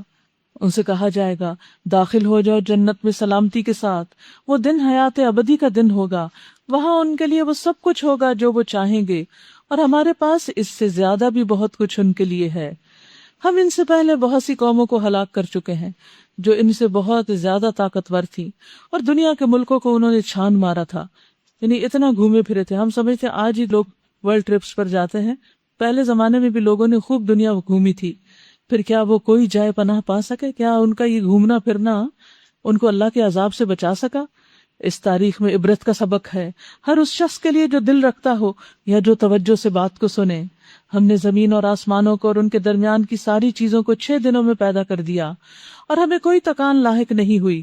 بس اے نبی صلی اللہ علیہ وسلم، جو باتیں یہ لوگ بناتے ہیں ان پر صبر کیجیے، اور اپنے رب کی حمد کے ساتھ اس کی تسبیح کرتے رہیے، طلوع آفتاب اور غروب آفتاب سے پہلے، اور رات کے وقت پھر اس کی تسبیح کیجیے، اور سجدہ ریزیوں سے فارغ ہونے کے بعد بھی. اور سنو، جس دن منادی کرنے والا ہر شخص کے قریب ہی سے پکارے گا، جس دن لوگ آواز حشر کو ٹھیک ٹھیک سن رہے ہوں گے، وہ زمین سے مردوں کے نکلنے کا دن ہوگا. ہم ہی زندگی بخشتے ہیں اور ہم ہی موت دیتے ہیں، اور ہماری طرف ہی اس دن سب کو پلٹنا ہے جب زمین پھٹے گی اور لوگ اس کے اندر سے نکل کر تیز تیز بھاگے جا رہے ہوں گے. یہ حشر ہمارے لیے بہت آسان ہے. اے نبی صلی اللہ علیہ وسلم، جو باتیں یہ لوگ بنا رہے ہیں انہیں ہم خوب جانتے ہیں، اور تمہارا کام ان سے جبراً بات منوانا نہیں ہے. فذکر بالقرآن من یخاف وعید، بس تم اس قرآن کے ذریعے سے ہر اس شخص کو نصیحت کر دو جو میری تنبیہ سے ڈرتا ہو، یعنی جو اللہ کی وارننگز کو سیریس لے، تم انہیں بتاتے جاؤ، وہ انہیں قبول کر لے گا اور اپنے حال کی اصلاح کر لے گا. اللہ تعالیٰ ہمیں ایسے لوگوں میں شامل کر لے جو اللہ کی بات سنتے ہیں اور پھر اس کو سمجھ کر اس پر عمل کر لیتے ہیں. سورۃ الذاریات مکی سورت ہے. بسم اللہ الرحمن الرحیم. والذاریات ذروا فالحاملات وقرا فالجاریات یسرا فالمقسمات امرا. قسم ہے ان ہواؤں کی جو گرد اڑانے والی ہیں، آندھیاں، پھر پانی سے لدے ہوئے بادل اٹھانے والی ہیں، پھر سبک رفتاری کے ساتھ چلنے والی ہیں، تیز موو کرتی ہیں. پھر ایک بڑے کام بارش کی تقسیم کرنے والی ہیں. حق یہ ہے کہ جس چیز کا تمہیں خوف دلایا جا رہا ہے وہ سچی ہے، یعنی بارش اور ہوا کے چلنے سے تم سبق لو کہ جس رب کے حکم سے یہ سب کچھ ہوتا ہے قیامت بھی اسی رب کے حکم سے آئے گی. اور جزائے اعمال ضرور پیش آنی ہے، یعنی ایسا نہیں کہ آزاد ہو تم جو چاہو کرو، جو کر رہے ہو اس کا بدلہ تمہیں دیکھنا پڑے گا. قسم ہے متفرق شکلوں والے آسمان کی، آخرت کے بارے میں تمہاری بات ایک دوسرے سے مختلف ہے. کوئی کہتا ہے کہ قیامت برپا ہی نہیں ہو سکتی، کوئی کہتا ہے کہ ہوگی تو صحیح لیکن اس میں جنت جہنم کوئی نہیں. یعنی اپنے قیاس آرائیوں سے کام لیتے ہیں. اس سے وہی برگشتہ ہوتا ہے جو حق سے پھرا ہوا ہو، مارے گئے قیاس اور گمان سے حکم لگانے والے جو جہالت میں غرق اور غفلت میں مدہوش ہیں. پوچھتے ہیں آخر وہ روز جزا کب آئے گا؟ وہ اس روز آئے گا جب یہ لوگ آگ پر تپائے جائیں گے. ان سے کہا جائے گا اب چکھو مزہ اپنے فتنے کا، یہ وہی چیز ہے جس کے لیے تم جلدی مچا رہے تھے. البتہ متقی لوگ اس روز باغوں اور چشموں میں ہوں گے، جو کچھ ان کا رب انہیں دے گا خوشی خوشی لے رہے ہوں گے. وہ اس دن کے آنے سے پہلے نیکوکار تھے. انہم کانوا قبل ذلک محسنین کانوا قلیلا من اللیل ما یہجعون. وہ راتوں کو کم ہی سوتے تھے، پھر وہی رات کے پچھلے پہروں میں معافی مانگتے تھے. وبالاسحار ہم یستغفرون.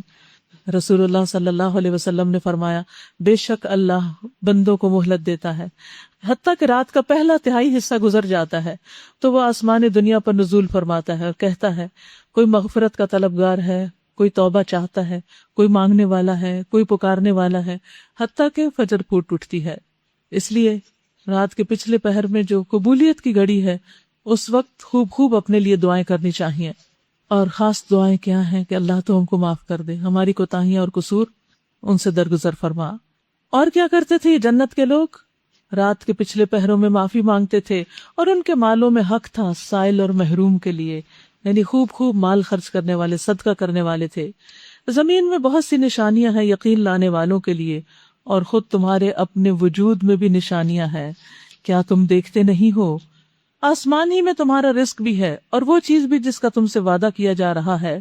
بس قسم ہے آسمان اور زمین کے مالک کی، یہ بات حق ہے ایسی ہی یقینی جیسے تم بول رہے ہو. هل اتاک حدیث ضیف ابراہیم المکرمین. اے نبی صلی اللہ علیہ وسلم، ابراہیم کے معزز مہمانوں کی حکایت بھی تمہیں پہنچی ہے؟ جب وہ اس کے ہاں آئے تو کہا آپ کو سلام ہے. اس نے کہا آپ لوگوں کو بھی سلام ہے. کچھ نا آشنا سے لوگ ہیں. پھر وہ چپکے سے اپنے گھر والوں کے پاس گیا اور ایک موٹا تازہ بچڑا لا کر مہمانوں کے آگے پیش کیا. اس نے کہا آپ حضرات کھاتے نہیں؟ پھر وہ اپنے دل میں ان سے ڈر گیا. انہوں نے کہا ڈریے نہیں، اور اسے ایک ذی علم لڑکے کی پیدائش کی خوشخبری سنائی. یہ سن کر اس کی بیوی چیختی ہوئی آگے بڑھی اور اس نے اپنا منہ پیٹ لیا. کہنے لگی بوڑھی بانجھ. انہوں نے کہا یہی کچھ فرمایا ہے تیرے رب نے، وہ حکیم ہے اور سب کچھ جانتا ہے. تو یہاں حضرت ابراہیم علیہ السلام کی انداز مہمانی کو آپ دیکھیے، اللہ کے دوست کیسے ہوتے ہیں. اللہ تعالیٰ ہمارے اندر بھی ایسی خوبیاں پیدا کر دے. آج کے جو کیسٹس ہیں ان کا تعارف کرا دیتی ہوں. ایک سی ڈی ہے جو مذاق کے بارے میں، مذاق نہ اڑاؤ.